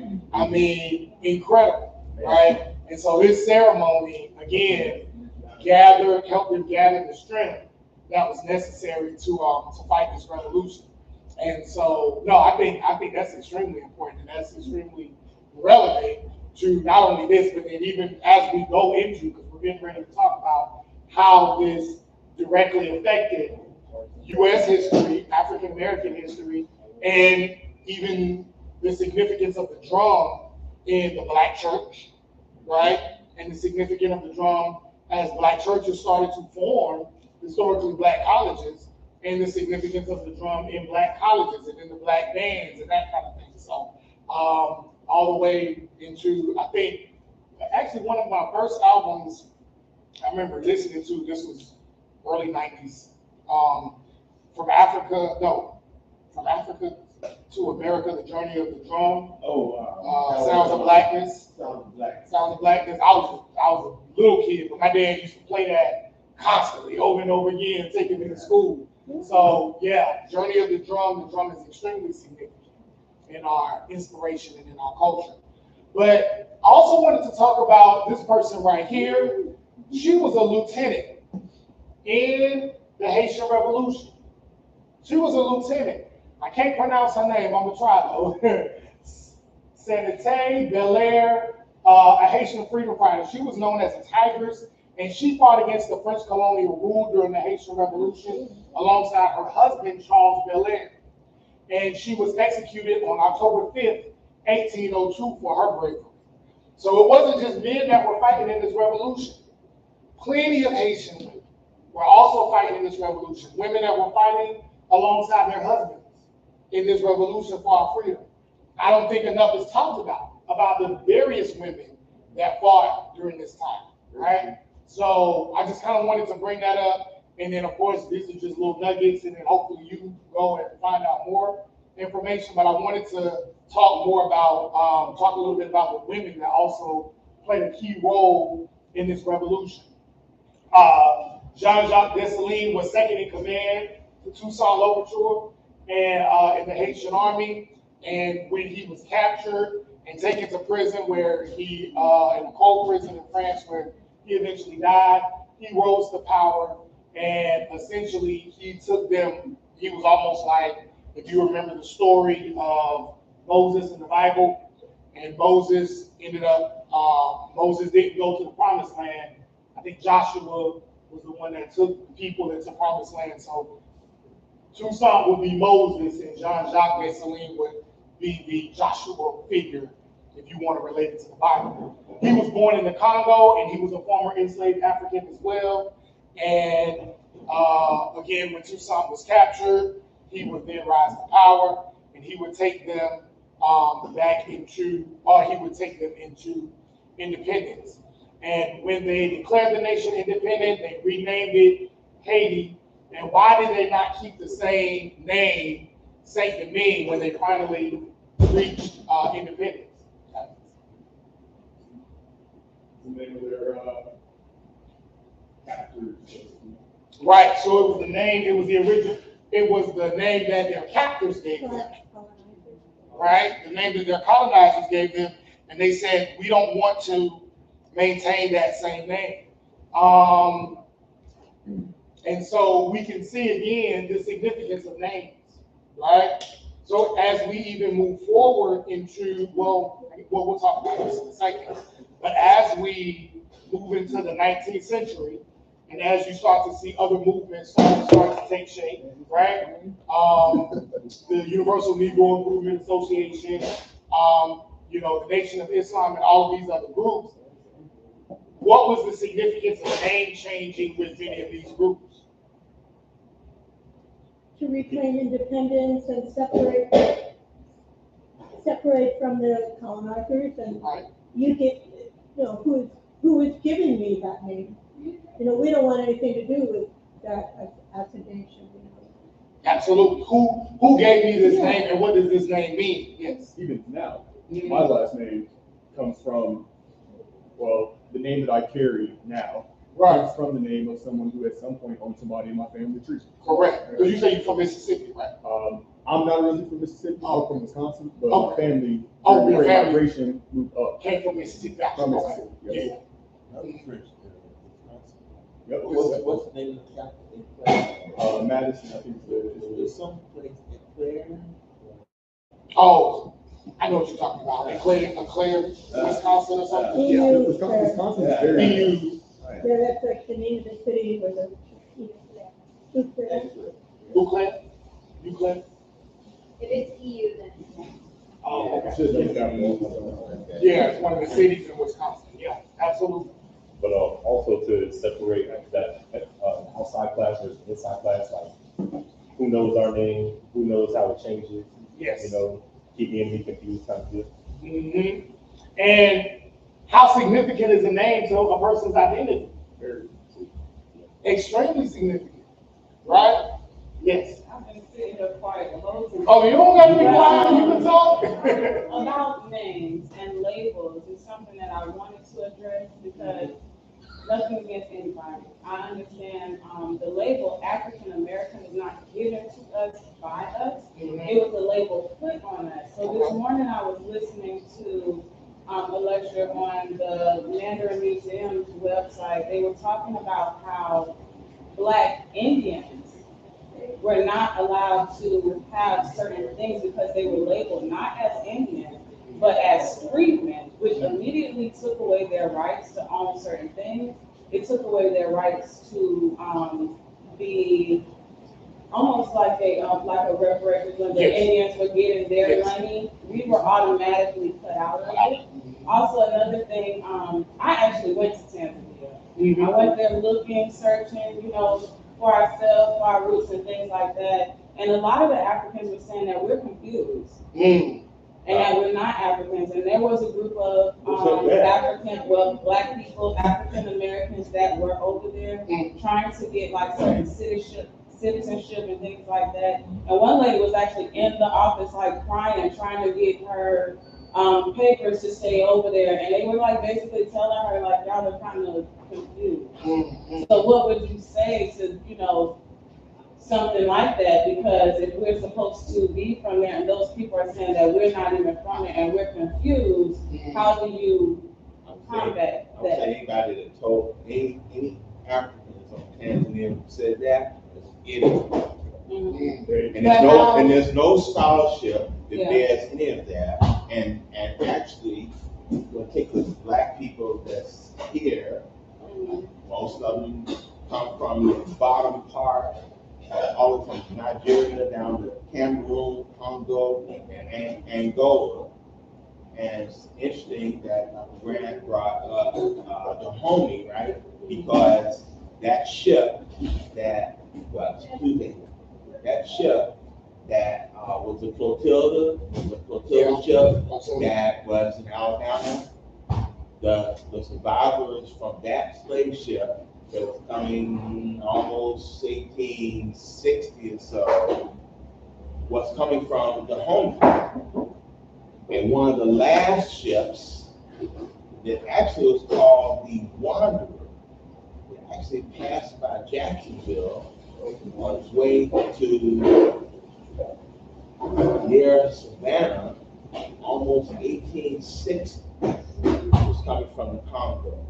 So any black person who is telling black people in this country that they're not from Africa is a liar and idiot in both. And just to add on to that, I feel like that is more a product of white supremacy and a product of just trying to separate yourself from the bad. You know, oh no, we haven't dealt with the stuff that they have to deal with. I feel like that is a huge product of white supremacy. That is just kind of it's a global problem. Diaspora wars. Yeah, because I read and heard speakers like Dan Calloway, if y'all ever heard of him. But he talks about more of us being closely more related with Native groups than, and I'm just telling you because I'm looking, I'm searching, I've been over there, and I realize there's huge differences. Listen to someone like Dr. Grant. I listen to everybody. Not with people like Dan Calloway. Not people like Dan Calloway who have no degrees, no research, and doing a whole lot of things. In fact, Dr. Grant, when you end, could you go back to the very first picture that you had of the show, the picture of the book? Talking about the eye picture? Halloween. The 1804 Haiti. Okay. Yeah. That's a documentary. Right.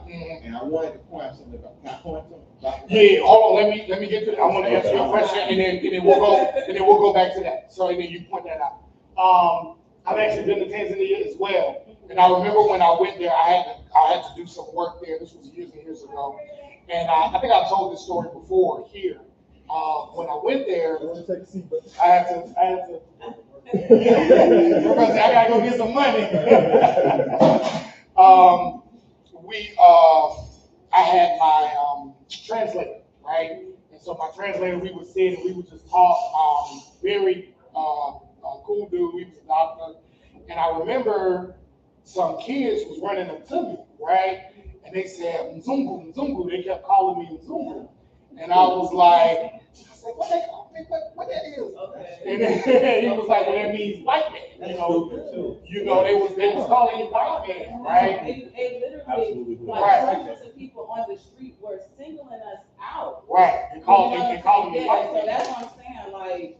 And so what was interesting though was while these little babies were calling me, I said, well, why they call me white man? And they say, well, they're confused as well because they don't understand why you got this colored skin, but I tell them that you're from America, and so they don't understand how you have this colored skin, but you're from America, so they're confused. And so I say, well, why are they confused? Don't they know the story? Like the African American story? He said they don't teach that here. They don't teach American slavery here. So many of them think you're from Kenya, well, not Kenya, they thought I was from Zambia. Because they was like, you actually look like either you're from Kenya or Zambia. So they're confused as to why you talk a certain way, why you sound a certain way, but you look like that. So that's why they're calling you Mzungu. So many of them are just miseducated. they don't even know the story of black people living in America. When they think of America, they think of that as the land of the white man. Because I have So- to them like you look like they would say like you look like maybe like you. This person, right, But they that, would say right. no, like they literally were calling us out, Americano, Mzungu, like they were literally calling us all these derogatory names that basically mean a white man. Right. We're nothing like, we have no benefits Right. like them, we have nothing similar to them. But- So besides being in America. But that's the thing, when they say white man, they don't, that's not looking at being a derogatory term. They're looking at that as a place. So they're saying, oh, you're from the land of where white people are. Not necessarily, it's not a subjugated name in the way in which they're looking at you. They're just saying you're from this white area and now they're confused. So I think a lot of it is miseducation. I don't think, for some, now you do have some, like what you were talking about, who really do see African American as separated from African people. And of course we have that.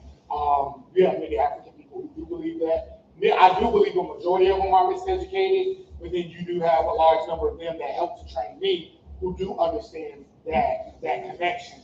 And I remember one of my mamas that passed away when she came to South Africa. And she gave this, she was a big theologian, and she gave this speech over there, and literally thousands of people are just crying, and they were saying, you know, come home and tell your people to come home. This is where they're from. This is where they belong. So you have many, many African people who do understand that connection, but so much miseducation, like what you were saying, has happened not only here in our country, but on the continent. And that's why this is so important. I want to say, I love your use of the word miseducation. Yes. People are not uneducated. Right. They've been purposefully taught. They've been purposely taught. Yeah, really, right. Exactly. Right. So that's how to answer your question. I'm good. Oh no, I mean you don't gotta be we all Every country in Africa has got different, opinions and miseducation, and so it's not like they're all one mind. Right, it's no monolith. So depending on where you go, it's gonna be like wild. It's gotta be, Right, and then even within the countries in Africa, you have various ethnicities and various groups that have their own history. Right. So it's very fragmented, right? It's very fragmented, and the type of work that colonialism has done, not only on us in the Americas, but on the continent, is just great divide. That would serve us to. Yeah. Well, that's where the misinformation, that's what we have in America, is we're trying to talk, all of Africa is the same. It's one way, That's right? it's the state. Sure. And But we are just, come on, it's inexcusable not to be a little curious. I mean, Americans just aren't curious.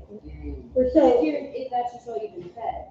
we're so ethnocentric, we just don't, we don't have any opportunity to have, I shouldn't say that, because it's like a cop out to say, we don't have an opportunity to have these conversations, because if you grow up, you're just fed it and you believe it. Like, I believe what you're saying, but I believed everybody that stood up in front of me in a classroom. I believe them. And this is why, even what I'm saying, go back and research it. That's why I give you references at the end.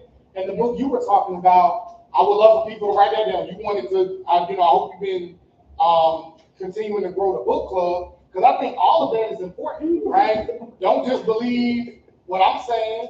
Go back and check for yourself, read for yourself, Google this stuff for yourself, so that we can know truth, right?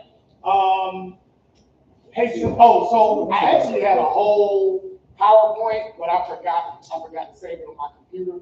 But it was basically just a lot of different images from the Haitian Revolution. So I will show that another time. But I did put a couple of images on this PowerPoint, and this is just one image of some black folks just murdering some white civilians during this 13 year time period of the revolution.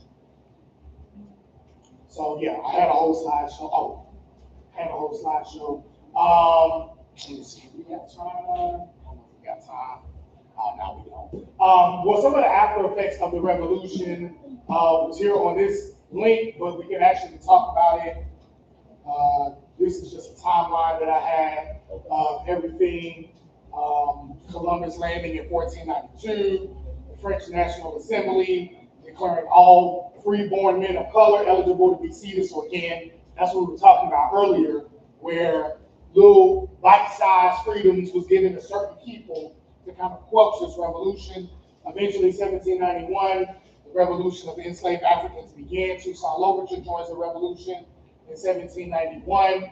The mixed delegation from Saint-Domingue is seated at the Paris National Convention. So again, this is the mulatto people that they kind of allowed to have seats of power, and that's not turning away these enslaved Haitians who saying, no, we want to continue in this revolution. We're not satisfied with just a few people at a convention, right?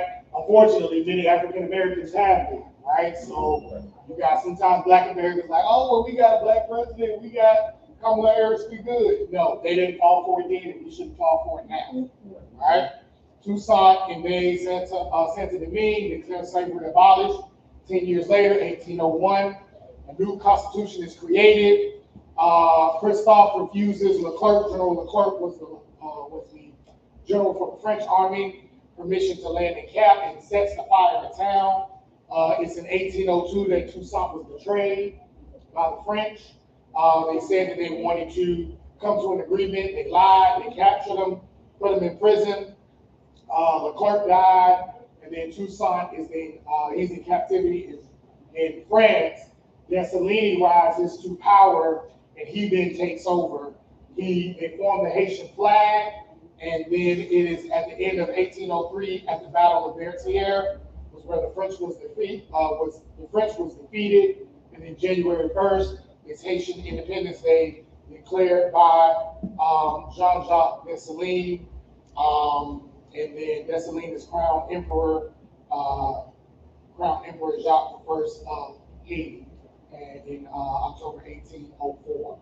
So this is significant because this Haitian Revolution is extremely important and significant to not only U.S. history, but Black U.S. history, right? Black intellectuals started to use the history of Haiti as a guidepost to freedom, right? Again, like I said, once this got into the newspapers, they would do everything they could to try to keep these enslaved people in the South not to know about this. When we found out, we would listen. Black folks that was working along the docks would hear the story, and then they'll go home and tell. And we was telling the story of the Haitian Revolution in churches, schools, everywhere we could, right? And it began to spread. And the spreading of this message, again, started to influence folks like Denmark Vesey in South Carolina, started to influence folks like Nat Turner. And religion played a key role. Maybe not Bodum, but they took Christian ideas. Once they began to read all of the lessons in the Bible, they began to take certain Christian stories and use that as inspiration for their resistance, for their revolution. In 1854, William Wells Brown, an abolitionist, used the Haitian Revolution to inspire Black people right before the Civil War, right? So we begin to use this revolution and use the story of the Haitians to help spawn our involvement in the Civil War and eventually our own somewhat emancipation. Anna Julia Cooper, later on in the 20th century, I believe she was the first Black woman to get a PhD, I think, or one of the first, if I'm not mistaken. But she focused her dissertation on the analysis of the impact of the Haitian Revolution. So as she's getting her PhD, she wants to study what essentially became, part of the foundation for Black resistance in the Americas, right? One of the key intellectual movements of the 20th century was the Pan-African movement. As we move from the 19th, and we're going to talk about this, a little bit later, probably sooner rather than later, is the history of Pan-Africanism, and not just the fighting of integration, very much kind of Frederick Douglass, Du Bois kind of route in, going into Dr. King Reverend Al Sharpton, Jesse Jackson, Obama, that kind of pathway, right, of freedom. But the Pan-African separatist movement as well, which is not very much talked about in a lot of schools, right? We don't talk a lot about the Pan-African movement in our quest for liberation. We don't talk about the separatist movement. And so it's important for us to talk, what's the brother? Got his name, slipping my mind. But he did the whole writing, David Walker's Appeal, right? David Walker's Appeal and how that then led to a lot of the Pan-African and separatist movements that occurred in the 19th and in the 20th centuries in America. And so key Black leaders like Du Bois, Marcus Garvey, Kwame Nkrumah yesterday. Anybody know what yesterday was? Independence Day, Ghanaian Independence Day. Okay, Independence Day for Ghana. Kwame Nkrumah led that, right? And Malcolm X spoke to the shared identity and strengths of people of African descent, what you was just talking about, right? So all of this is just a tradition of how together throughout the diaspora, we have a shared identity, right? We may come from various countries or tribes, but we have this shared Pan-African identity that became a movement in the 20th century, and that movement was inspired by the Haitian Revolution. Interesting that you were kind of ending with Pan-African identity. I think it's timely that you mentioned, since Reverend Jesse Jackson has recently passed, he's credited with at least making the term African American popular. But we read back some of his ideas around getting with various leaders and say, hey, do this. One, he thought that term African American links Black people in the United States, particularly to a land base. Right. I think he said. And also, he thought that somehow or another, this term would inspire a vision and a positioning that said would position Black people in the United States to be mediators and participants in African affairs on the continent, Sure. in all kinds of ways, so that Black people in the U.S. would be people who would help shape U.S. foreign policy toward Africa and other places in the diaspora, along with being people who would be mediators in various African affairs and use a unique position. Interestingly, in some spaces on social media, Reverend Jackson is actually being demonized, saying that Reverend Jackson, you are the one who popularized this term African American. Right. You are a traitor to your race. Check this out now.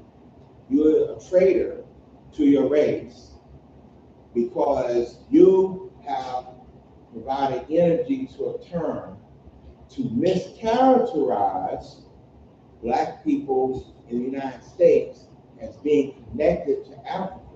And therefore you weaken the Black people in the United States by letting all of these people that are coming to the U.S. and the Caribbean places and African countries and anywhere in the African world to take from these Black people here about reparations and other sorts of things.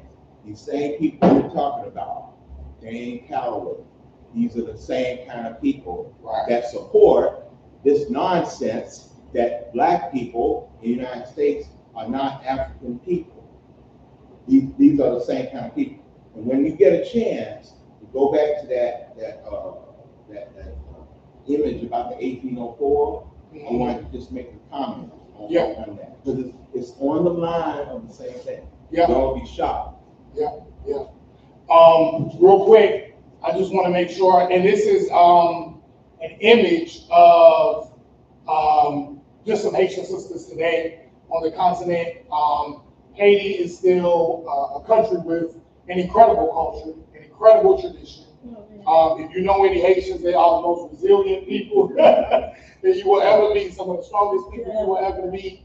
And still a beautiful country today, but has been the victim of much economic distress, especially when it comes to its infrastructural resistance to natural disasters.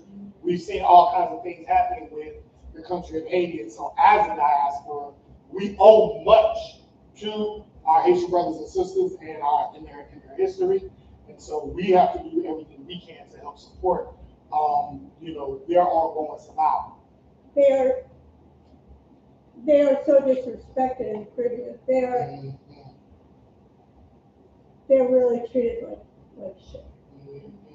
I mean, it's like just shocking, really. Right. The Haitians are really, they're so beaten up. It's like, really? You're gonna diss the Haitians? Like, come on, they need you more than anybody, right?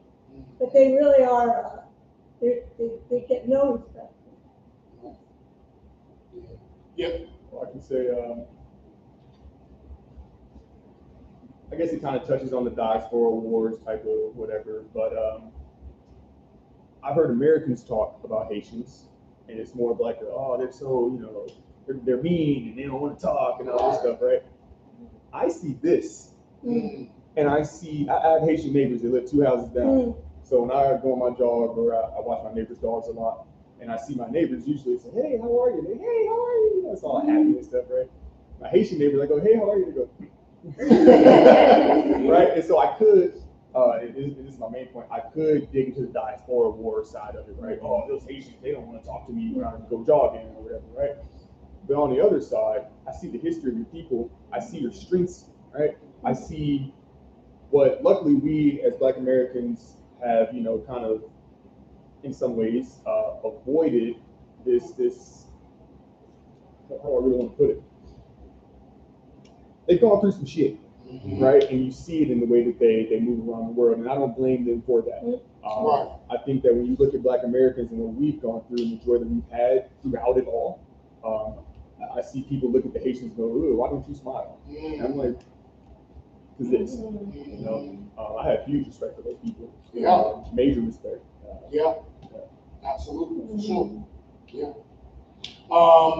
If you want to get some, these are just a few references. If you want a really, really good one, The Black Jacobins. If you've never read that by C.L.R. James, very, very good piece on the Haitian Revolution and the history of Haiti as a whole. C.L.R. James is just a great Pan-African writer.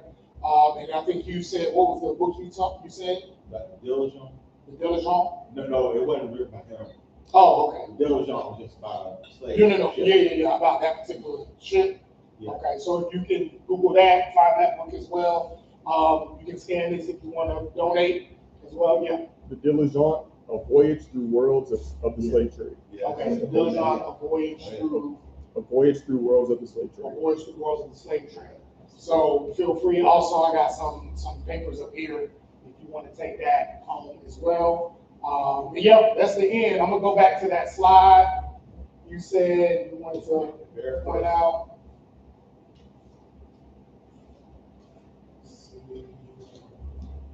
Let's open up the conversation. Man, I'm still stuck on that what do we call it? Ceremony that they had. Oh, the ceremony, yes, sir. I went to look up the boy command. I think I'm pronouncing that right. Man, I can only imagine. The irony about that picture, and it's a nice picture, Yeah, if you can find this on the Amazon, it's a really, really amazing doc. Right. Now, amazingly, about the documentary, is done by the person Tariq Rashid. Yes.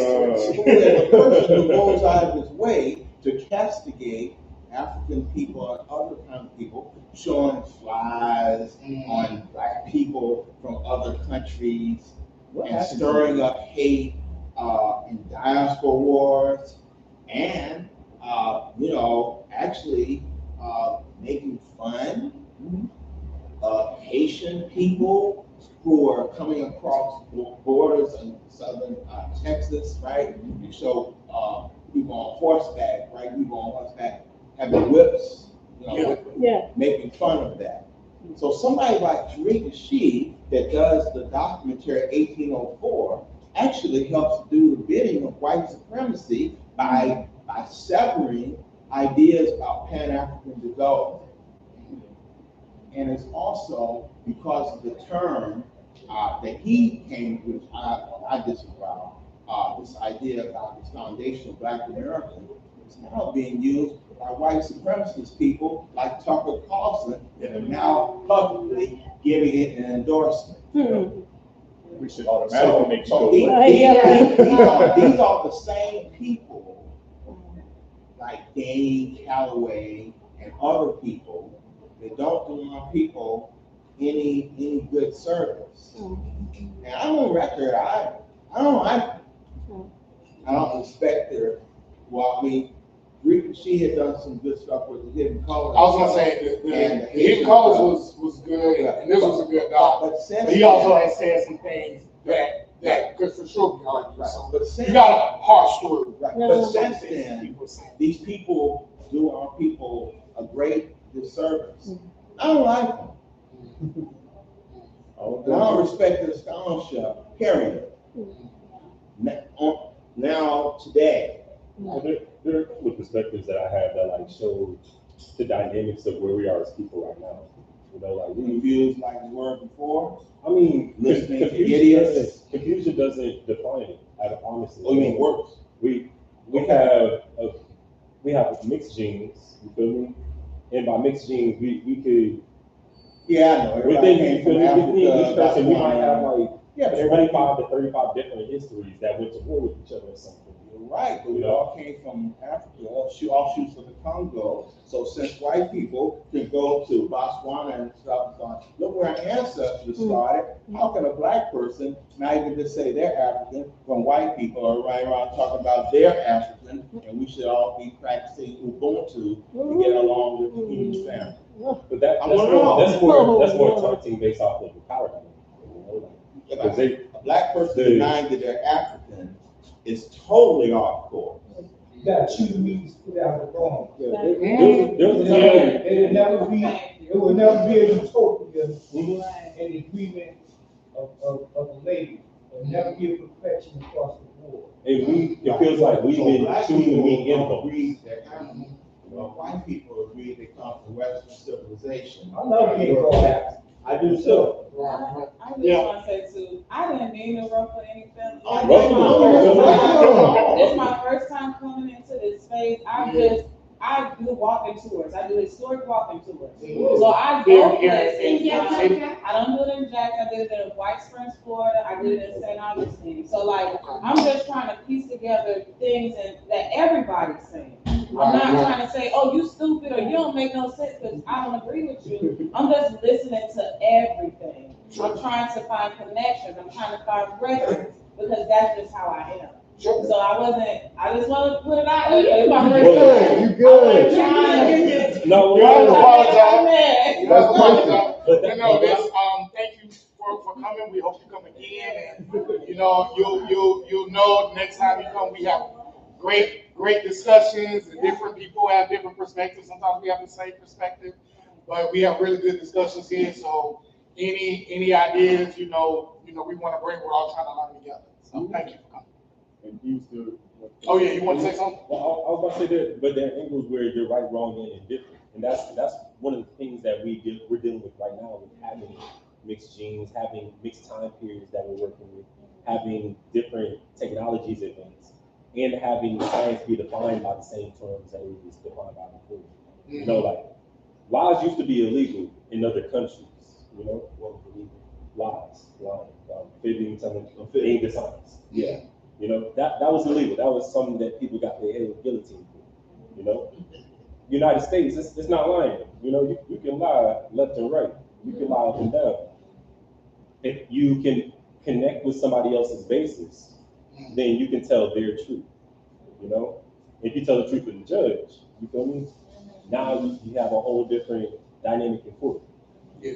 But when it comes to different sciences, you know, like they go based off of recorded history when it comes to tracking how old a religion is. Right. You know, but Not most, everything's recorded. I'm about to say, if you can imagine how Or it's religions, destroyed. right? You know, we know about the Haitian Revolution because it wasn't the end of the revolution per se.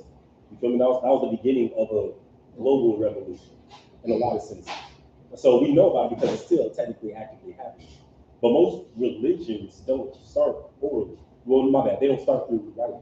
You know? Most religions go. Or They have entire civilizations collapse. You feel me? Before they're starting to be recorded. You know. And so we don't know how old Kemetic spirituality is, but we do know that the oldest recorded records of it, you feel me, have a date that maybe by 200, 300 years predate not Islam but Hinduism. You know, like, and then there's like a 4,000, 5,000 year gap before you get to Judaism. You feel me? And more then the Orishas. Then you know they have a timeline of recorded history, but were the Orishas around while you know Kemet was still just an oral tradition. You know, these are the kind of histories that we used to know because we spoke a language that advanced different parts of our brain. You know, now you can say, "Oh yeah, I'm African," and somebody else says, "No, you're Native American." You're both right and wrong in the conversation, and the language doesn't allow you to depict who's right, what's wrong, who. You feel me? Like be all like, "Oh, well, I'm talking about all people come from Africa based off of recorded history." You know, the other person's all like, "Well, all of the history that was given to me came from the Native American lands. You know, the North American lands. I have more roots with people in Mexico than I have with Africans. You don't know what boundaries and what perspective people are coming from when having certain conversations, just throwing out an idea in the English language. You know, so there's a lot that can be right and wrong within a singular conversation. You know, but yeah, that's what I don't know. That's why I like staying back for this. there's a lot about the English language that is very limiting. Hi. A lot of other languages, like Arabic is the first one that comes to mind. They will have like a word for something, but it's not just like, oh, this is a chair. It's like, this is the thing that supports you while you're sitting. And it's like, that's how it's explained. And but ours is like, well, it's a chair. Right. It's just A great book is called Bantu Speaking Heritage. Bantu speaking Heritage of the United States by Winifred Bass, who was an anthropologist at UCLA. And the interesting thing about the book is that, you know, it goes into a great chronology about all kinds of words that are in the United States lexicon that come from Congo and Angola. But I just also want to point out that about 10 years ago, the University of Florida, I happened to go to the museum. It's called the Harn Museum at the University of Florida, HARN. They had an exhibit about 10 years ago, and it was called Congo Across the Water. But this Congo was spelled Kongo. Congo Across the Water. And they had a complete exhibit. And you might think that Congo Across the Water was talking about the area, Congo, those spelled with a K, in Africa. Oh, this exhibit was talking about Congo across the water, right here in the United States. It was talking about the tapestry of Congo, in this case with a K, Angola, Democratic Republic of the Congo, Republic of Congo, 3 countries, and Gabon. The tapestry found the culture there found throughout the United States, Haiti, lots of places in Brazil and other places in the Caribbean. So much so that Louis Armstrong did a concert in the Congo to give tribute to the fact that the origins of jazz in terms of rhythms of jazz emanating from the Congo. Anybody that's calling black people they're not an African is an idiot and a liar and both. And I'm not shy about saying it. If anybody thinks that's wrong, we got time. Then prove it. No, either prove it. Never been to any schools where there's real true scholarship of people who are actually doing research on that. No, I don't believe it. Okay, none. Says none today. You familiar with Sheik Antidia?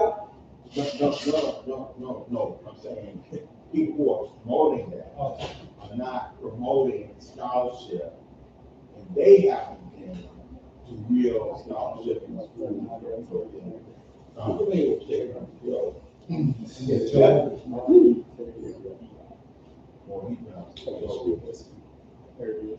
Thank y'all so much for being here. Sometimes afterwards we might get together and talk more. I didn't know you wanted to talk more about the book club.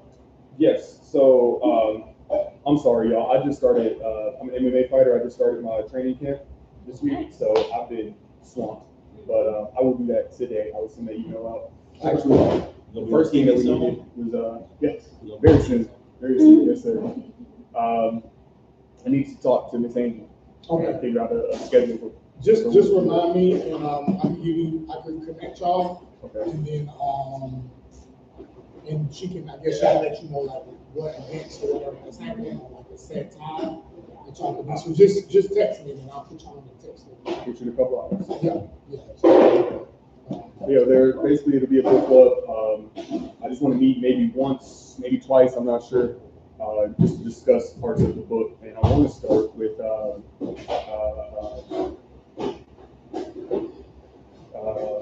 slave syndrome, Dr. Georgia Drive, post-traumatic slave syndrome by Dr. Georgia Drive. I want to start with that.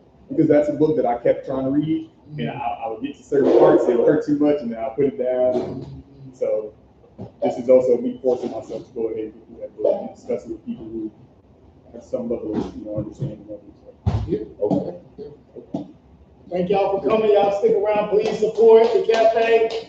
Get something to eat, something, buy a book or buy a smoothie or something. You said I want to straighten up? Yeah. Oh, yes, sir, please. oh, man, Yes, please come back again. that gets good.